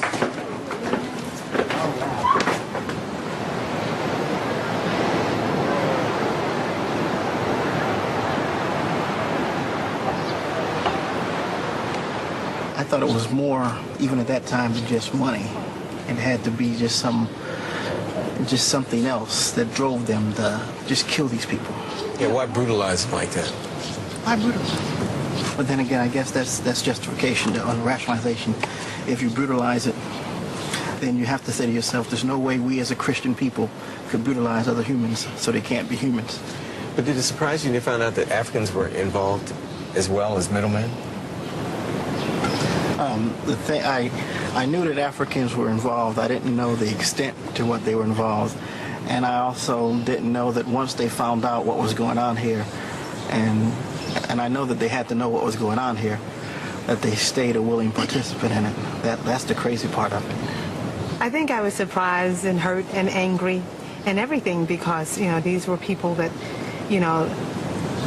I sort of had a fantasy about them and as our ancestors, and your ancestors don't sell you. So that fantasy was sort of blown away. And the dirtiest secret in African American history is that a surprisingly high percentage of the free Negroes in the South owned slaves themselves. And some of them owned, we explain it away by saying, oh, but they only own their mother, or they only own, yeah, they own their mother, they own their sister, they own their wife, and they own some other workers too. A surprisingly high number owned workers who they did not liberate. Despite the challenges, Carruthers navigated the rough waters of discrimination to make the best of an imperfect situation in a time where choices didn't always present themselves as black or white. He was apprenticed as a barber, which was common in that time for slaves, and he was the largest African-American slave owner in his time. A former slave turned slave owner. The largest black slaveholder in the South, John Carruthers Stanley of North Carolina, faced a number of problems in the 1820s in dealing with the slave labor force on his 3 turpentine plantations in Craven County. With a total of 163 slaves, Stanley was a harsh, profit-minded taskmaster, and whose field hands would run away. Stanley dealt with this through his 2 white overseers and with a spy network that included a few trusted slaves. Brister, his slave barber in New Bern, was responsible for relaying to his owner rumors of planned escapes. On one occasion, Stanley proudly said that through the agency of the Negro Manbrister he has received such information as... All right, we're going to stop right there. All right, so now, you see now that the Africans are the ones who sold the children of Israel into slavery. Does everybody see that? Oh, yeah. Now, you know, we were taught that Africans didn't sell us. And a lot of people still saying that. But we see that that is a lie. You had an African guy from Ghana saying that the ones that went into the interior of Africa to get the slaves were who? African people. Now, we're going to read you something about the transatlantic slave trade. Turn it. Second page. We missed the first one. This is about the transatlantic slave trade. Go ahead. Yeah. It says transatlantic, excuse me. Transatlantic slave trade. The segment of the global slave trade that transported between 10 million and 12 million enslaved Africans across the Atlantic Ocean. See, 10 to 12 million. Some people say 15 million. 10 to 15 million. So now he said a segment of the global slave trade that transported between 10 to 12 million enslaved Africans across the Atlantic Ocean. Whoa. Man. I hope Sister Helena is listening. Go ahead, brother. Yes, sir. Yes, sir. It says 10 million to 12 million enslaved Africans across the Atlantic Ocean to the Americas from the 16th to the 19th century. So it went back even farther than that. It went back to the 15th century, which is the 1400s. That's when they really started trading the slaves. But the ones that started coming to America, they said from the 16th to the 19th century. So that would be from the 1700s to the 1800s. I'm sorry, from the 1500s to the 1800s. Go ahead and read. Yeah. It was the second of 3 stages of the so-called triangular trade in which arms, textiles, and wine was shipped from Europe to Africa. Stop right there. Why would they be shipping stuff, goods, arms, textiles, and wine? Why would they be shipping that from Europe? Right. Y'all get my drift now? Sure enough. They were shipping these things to Africa. If I'm coming in there stealing you, I ain't giving you nothing. I'm going to come steal you. That's going to be it. I ain't giving you nothing. Jeez. But they shipped in arms, textiles, and wine were shipped from Europe to Africa. Go ahead and read some more. Yes, sir. It says slaves from Africa to the Americas and sugar and coffee from Americas to Europe. By the 1480s, Portuguese ships were already transporting Africans for use as slaves on the sugar plantations in Cape Verde. In Cape Verde. That's where Sister Helena, our Sister Helena, that's where she's from. Cape Verde. About 400 miles of West Africa. About 400 miles from West Africa. Cape Verde. She says it a little different, but I can't get that accent down just yet. One of these days I get that accent down. So now, by the 1480s, Portuguese ships were already transporting Africans for use as slaves on the sugar plantation in Cape Verde. And Madeira Island. In the Eastern Atlantic, Spanish conquistadors. Spanish conquistadors took African slaves to the Caribbean after 1502. Go ahead. But Portuguese merchants continued to dominate the transatlantic slave trade for another century and a half, operating from their bases in the Congo-Anglo area along the west coast of Africa. So they even went down on the coast of the Congo. They couldn't go in the interior. So what happened? the people of that country sold the slaves to the Portuguese.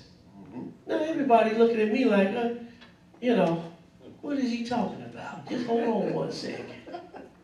Well, just hold on 1 second. Let's run that video. We have a video right here? All right, go ahead. We are very privileged to be with you, particularly our brothers and sisters from the Caribbean and the diaspora. For their part in the West African slave trade. Right? They apologize. Now these are African. This is an African president apologizing. They have done it on several occasions. This happened in 2018. Did anybody hear about this? Yes, sir. You did? I didn't. Yes, sir. So I went and read about it, or somebody told me about it. I went and looked on it on the internet. But they have done it several times. The Ghanaian presidents have apologized for their part in the African slave trade to the Portuguese or to the Europeans. All right, Aaron, go ahead and run it. Go ahead and run it. And people from all over Africa, our brothers and sisters from all over Africa. I wish at this point to particularly to apologize deeply on behalf of the chiefs and people of Gold Coast and Ghana for the atrocities, the cruelty, the inhuman treatment that were committed 400 years ago by my ancestors during the Atlantic slave trade, where over 400 years ago, millions of our brothers and sisters were captured, sold, and transported under inhumane and cruel circumstances through Elmina Castle across to the Caribbean and to the New World. On behalf of the chiefs and people of Ghana, I do render unqualified apology, deep from the bottom of our hearts. Deep from our bottom of our hearts. But one thing that I want you to be aware of, it was not without resistance. Some of our chiefs did fought and resisted. Some of our people did fought and resisted. But we are fighting a losing battle against a stronger army. People with guns, and we had no guns. They deceived us with liquor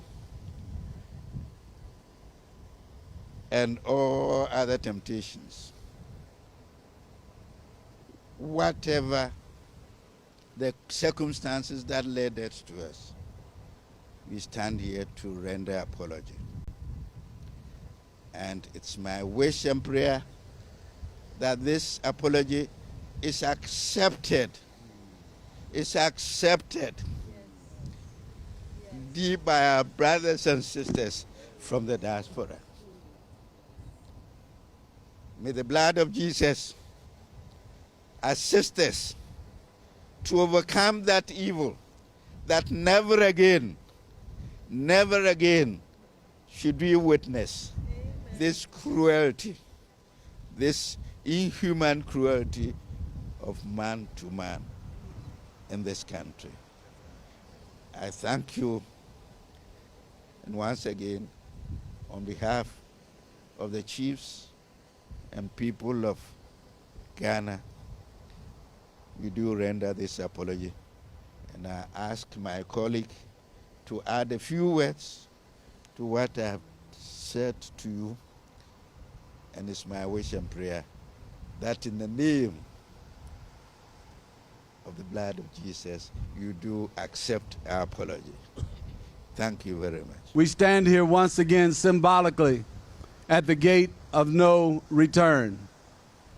We stand here as husband and wife. We stand here as the African male and as the African woman, the African family, the African community, the representatives of an African nation in a diaspora. We have come to say that we've heard your words. We have discerned through our experience and through our journey that what the devil meant for evil, God meant for good. Through all our trials, through all our tribulations, God has a plan. That plan involves us standing together.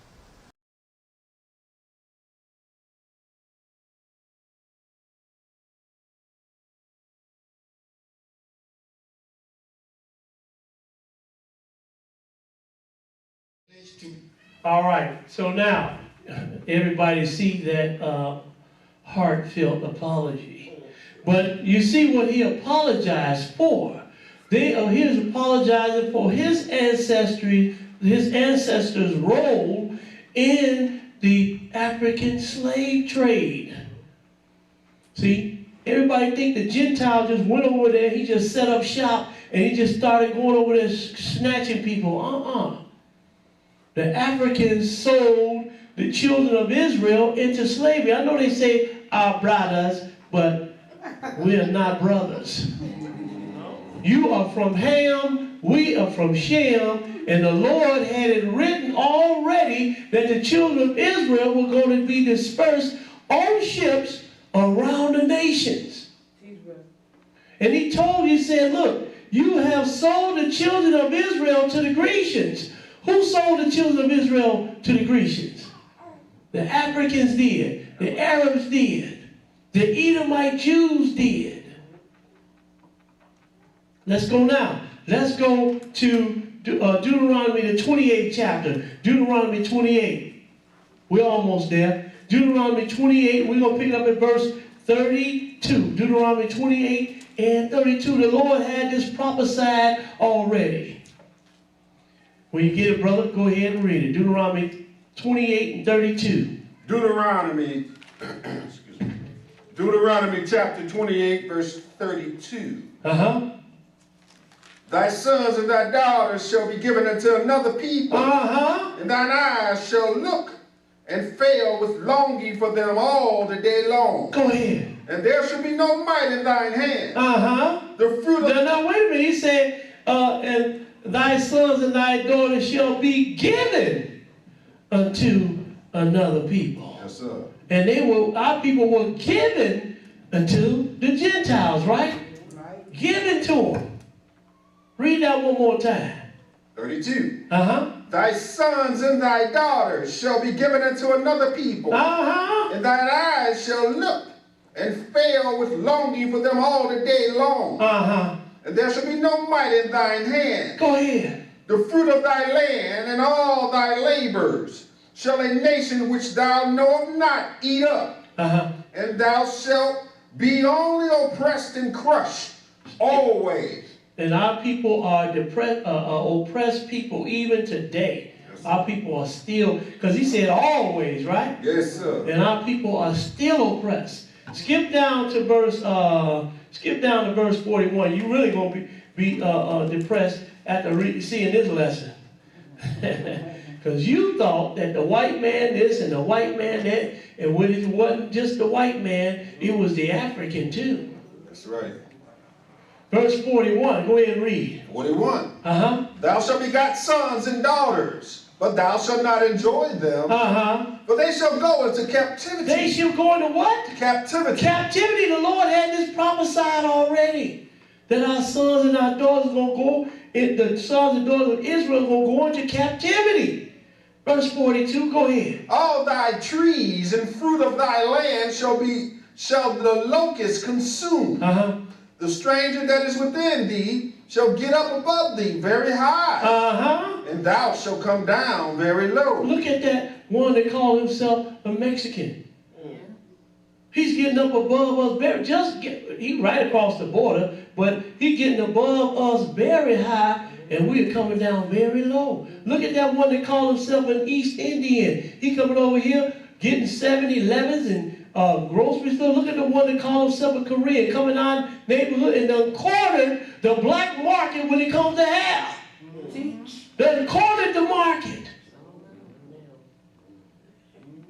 Just about every store you go in for hair care products, it is set up by some Korean. Read that verse one more time. Ye. 43. The stranger that is within thee shall get up above thee very high, and thou shalt come down very low. Go ahead. He shall lend to thee, and thou shalt not lend to him. He shall be the head, and thou shalt be the tail. You ever wonder why all these other nations come over here, set up businesses, prosper and everything, and we still on the bottom? This is why. It's written right here in the book. Go ahead and read. 45. Moreover, all these curses shall come upon thee, and shall pursue thee, and overtake thee, till thou be destroyed. Go ahead. Because thou hearkenest not unto the voice of the Lord thy God, to keep his commandments. Still, our people don't want to keep our God's commandments. No. Still don't want to keep. Got everybody else from another nation telling you that you don't have to keep your God's commandments. Whoa. Go ahead and read. To keep his commandments and his statutes, which he commanded thee. And they shall be upon thee for a sign and for a wonder. And upon thy seed forever. Ooh. These curses are going to be upon you for a sign and a wonder, and upon your seed forever. This is how you identify the children of Israel. Yes, sir. Just look at the curses. Look at the biggest curse. The one that he said he going to scatter you among the nations on ships. And if that don't fit us, then who does it fit? Because that one that called himself a Jew, who scattered him among the nations on ships? He took his son, and he took his wife, his son, and his daughter, and jumped on a ship and immigrated here. Came through Ellis Island. Didn't nobody carry him nowhere captive. Does everybody understand? Go ahead and read. Yes, sir. 47. Because thou servest not the Lord thy God with joyfulness and with gladness of heart, for the abundance of all things. Go ahead. Therefore shalt thou serve thine enemy, which the Lord shall send against thee, in hunger and in thirst, and in nakedness, and in want of all things. And he shall put a yoke of iron upon thy neck until he have destroyed thee. Who was hung and still being hung? Now you don't get hung with the rope. You got the ones on in the blue suits that's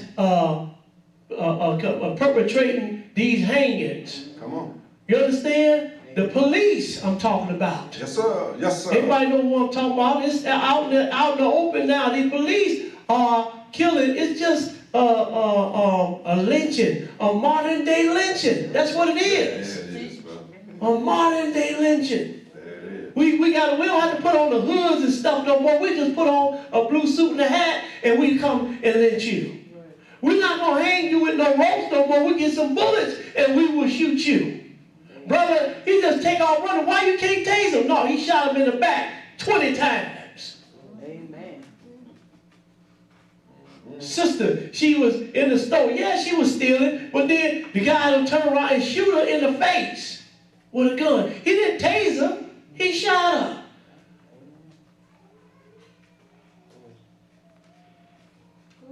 Because thou servest not the Lord thy God with joyfulness and with gladness of heart for the abundance of all things.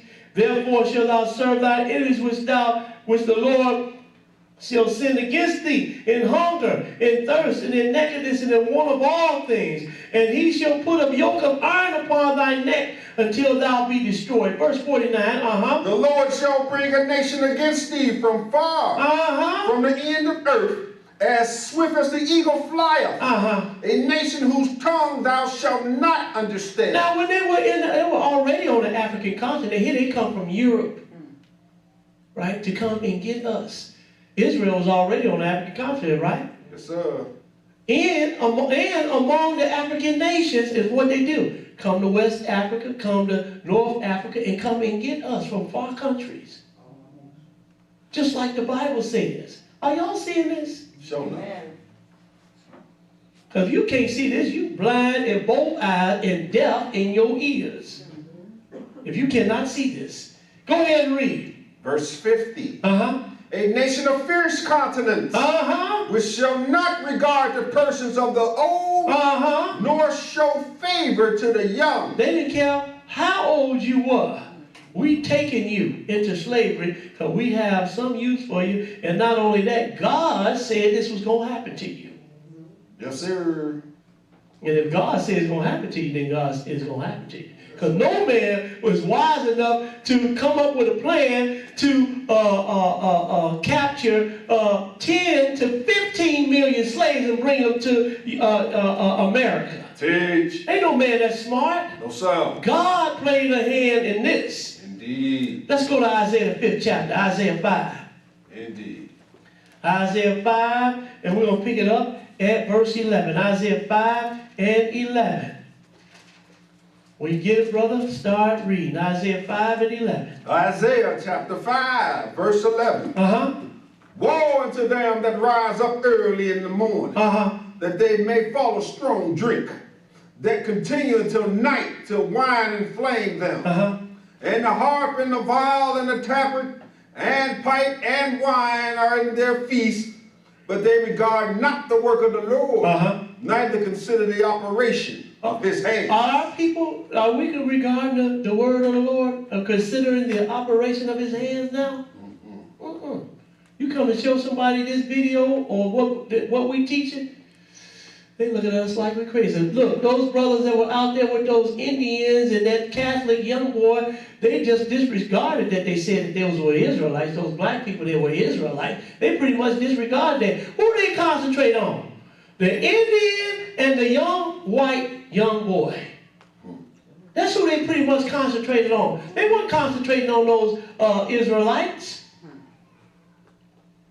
They looking at the boy stand up in the face of the Indian, which the Indian is not a blood Israelite. I don't care. Well, anyway, go ahead and read, brother. Yes, sir. 13.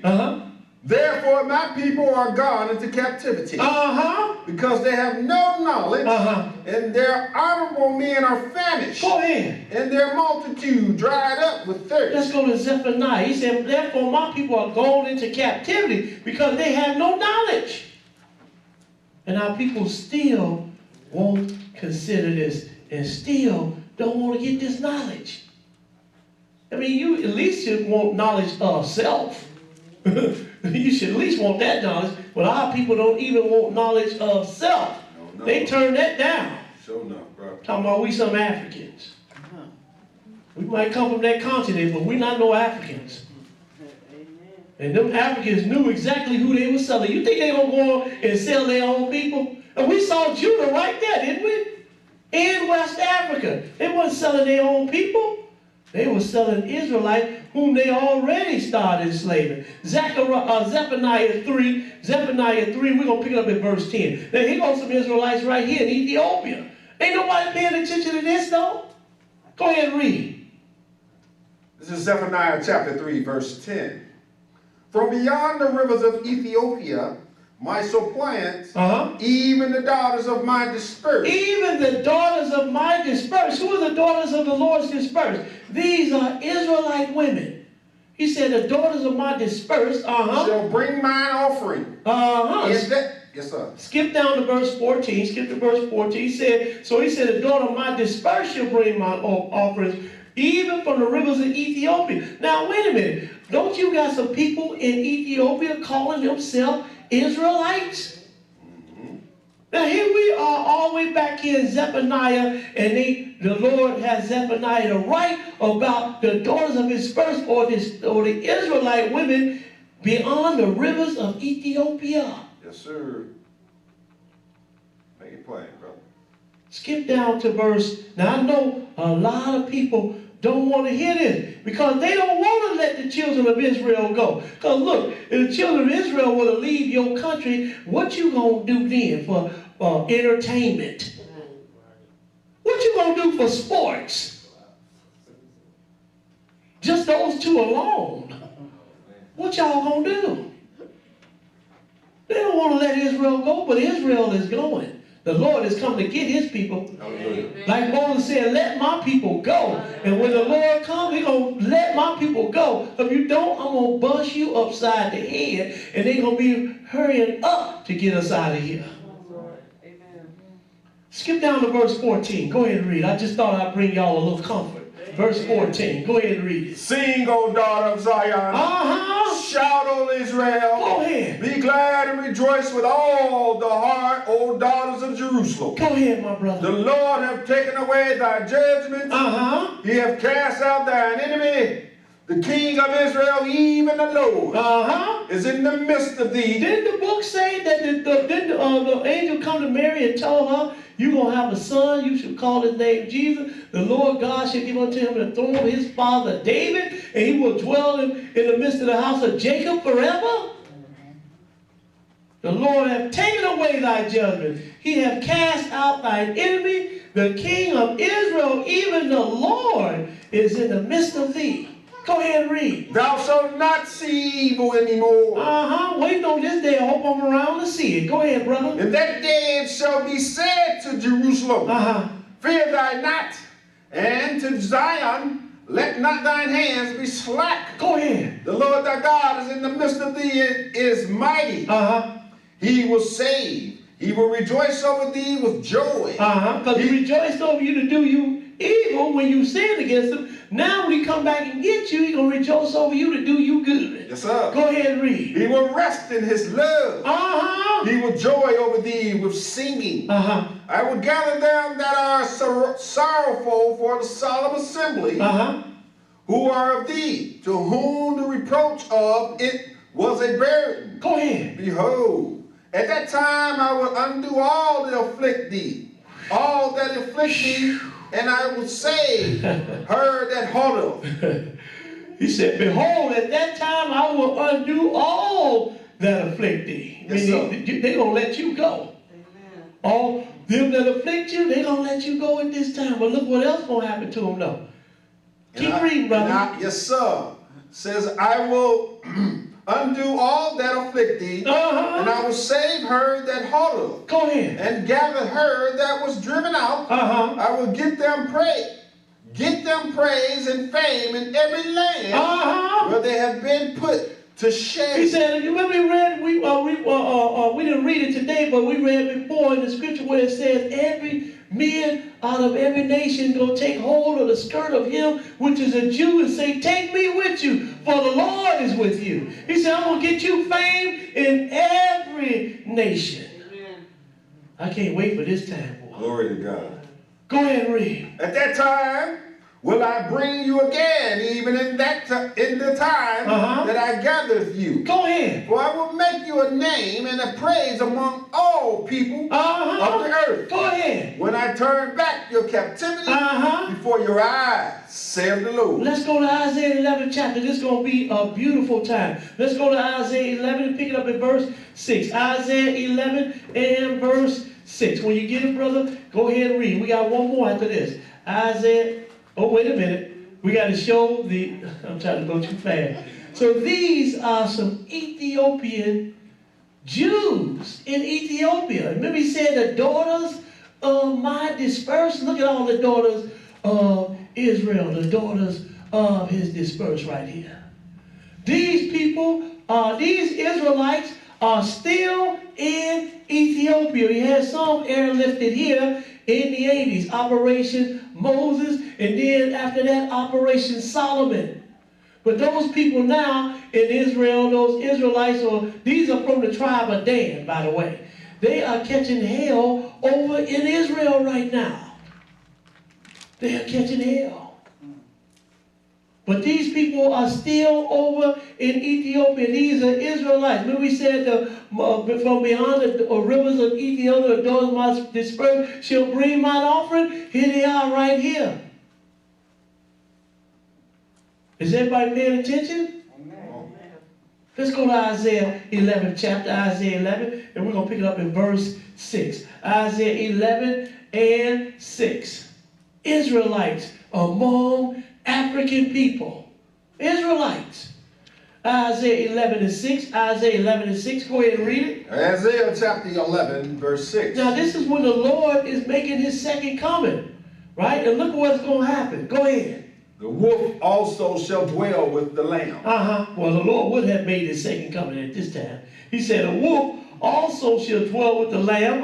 And the leopard shall lie down with the kid. And the calf and the young lion and the fatling together. Go ahead. And a little child shall lead them. And the cow and the bear shall feed. Their young ones shall lie down together. And the lion shall eat straw like the ox. The lion is not eating straw like an ox now.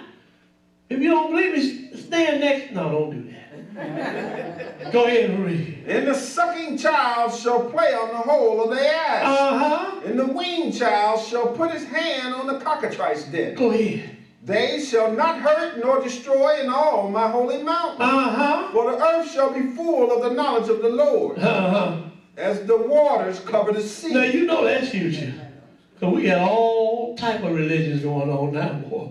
Where he said at this time the earth going to be full of the knowledge of the Lord as the waters cover the sea. That means the whole earth, everybody going to know about the God of Israel. Yes, sir.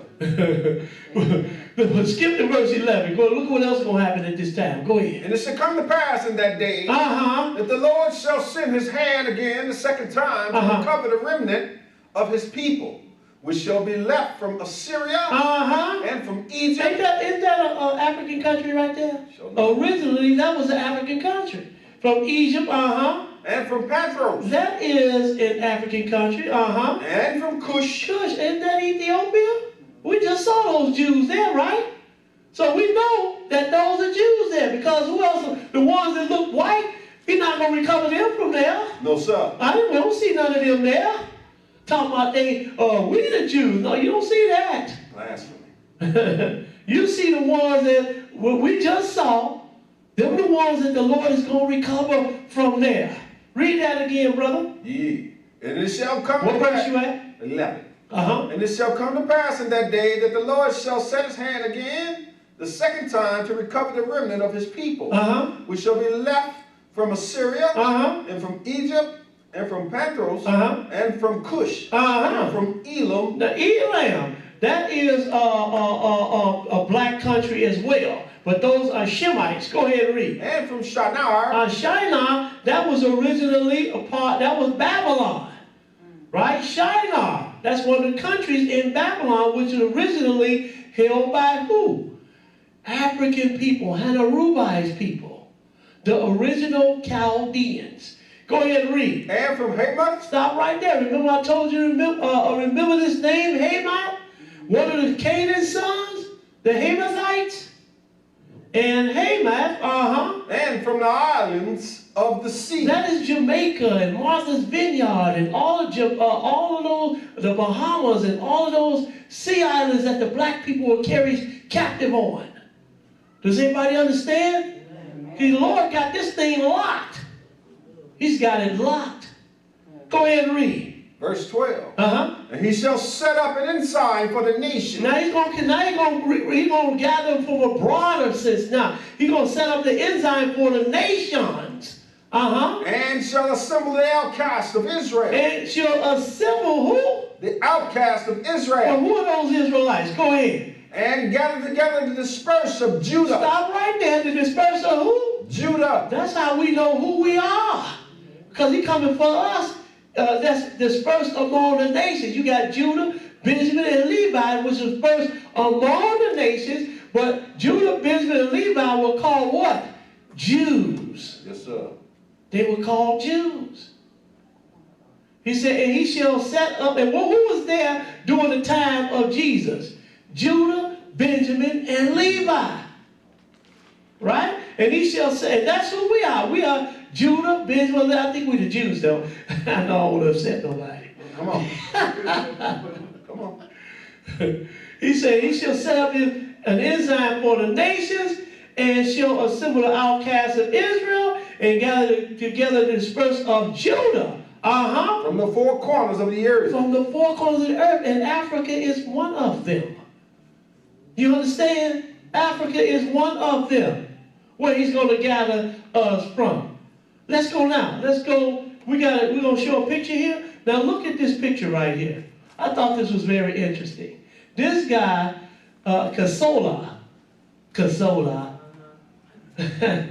Cujo Lewis, 1841 to 1935. You want to talk about Juneteenth? Courtesy of Eric Overby Collection, University of South Alabama Archives. Cujo Lewis is considered the last survivor of the last slave ship to enter the United States. Born around 1841 to a Yoruba family in Bantu region of Dahomey, today Benin. Benin what? West Africa. We just read about it. Remember we saw the slave port in Benin, West Africa? He came on one of the last ships. Look him up. Came on one of the last, and he lived to be almost 100 years old. I thought that was real interesting right there. Talk about Juneteenth. Let's go now. Let's go to Isaiah 14. Isaiah 14. Because, he's going to release Israel and bring them back to their country. Okay, so but what, you think the countries that held the children of Israel in slavery, they're going to go unpunished? See, that's what, they don't want to let us go. They do not want to let us go. They all talk about us and everything. Everybody from other nations come over here and talk about us, including the Gentile. But they don't want to let us go. Because 10 men from every nation going to grab a hold of him and say, take me with you. Yes, sir. That is a Jew saying, take me with you, for the Lord is with you. Don't be like, nah. But anyway, Isaiah 14. I think I'm going to make this journey by myself, me and my family. Isaiah 14 and 1. Isaiah 14 and 1. Go ahead and read it. Ain't got to worry about my Gentile brothers that already know. And some of my African brothers that already know. And believe it or not, it's some Edomites too in Israel that know too. You understand? Isaiah, they're my brothers and sisters there. But anyway, Isaiah 14 and 1. Isaiah 14 and 1. Go ahead and read it. Isaiah chapter 14, verse 1. For the Lord will have mercy on Jacob. And will yet choose Israel, and set them in their own land. And the strangers shall be joined with them. And the strangers. Who is the stranger, right? We're not talking about Israelites like the brothers trying to say. These Gentiles, that they call the Gentiles, were actually Jews or Israelites. Okay, well then he said, and the people shall, and for the Lord will have mercy on Jacob, and will yet choose Israel and set them in their own land, and the strangers shall be joined with them. Who are the strangers? That is people of other nations. Go ahead and read. Join with them, and they shall cleave to the house of Jacob. And the people shall take them and bring them, to their place. And the house of Israel shall possess them in the land of the Lord for servant and handmaid. Yeah, y'all come on with us. Y'all come on. Because the Lord said the children of Israel will possess them for servants and for handmaids. Yes, sir. I'm not talking about the ones that walk righteously before God. I'm talking about the ones that say, let me go with you because the Lord is with you. Yep. I'll change my mind now. Yep, come on. Carry my bags. There go my little grandchild right there, carry him. Because we going to Israel. I'm going to possess you for a servant and for handmaid. You possessed us for servants and for handmaids. So now it's your turn. So don't cry. Take your punishment like our people have been taking our punishment, and especially in this country for over 400 years, and still being oppressed. Still being oppressed. Go ahead and read, brother. What verse you at? Yes, sir. Verse 2. Read it. And the people shall take them and bring them to their place, and the house of Israel shall possess them in the land of the Lord for servants and handmaids. Go ahead. And they shall take them captives, whose captives they were, and they shall rule over their oppressors. They shall rule over their oppressors. That sounds good to me. Verse 3. And it shall come to pass in the day that the Lord shall give thee rest from thy sorrow, and from thy fear, and from the hard bondage wherein thou was made to serve. And we're going to stop it right there. He said he's going to give you rest from that hard bondage wherein thou was made to serve. So people, Israel, my people, the Africans had slaves and traded slaves in the slave trade. Thank you. Hallelujah. Now we're going to have the reading of the announcements. Grace and peace to our brothers and sisters here at the Israel's Church of the Living God. If this is your first visit, we hope you come back and worship with us again next Sabbath. There is no eating or drinking in the sanctuary with the exception for water. Brothers and sisters, please adhere to the dress code of Israel's Church of the Living God. Brothers, please remove any head covering upon entering the building. Do not wear sleeveless shirts, fleece jogging pants, shorts, tight fitting pants, or any other revealing attire. Sisters, you must have a head covering. This is required. Hat, scarf, etc. Do not wear pants, shorts,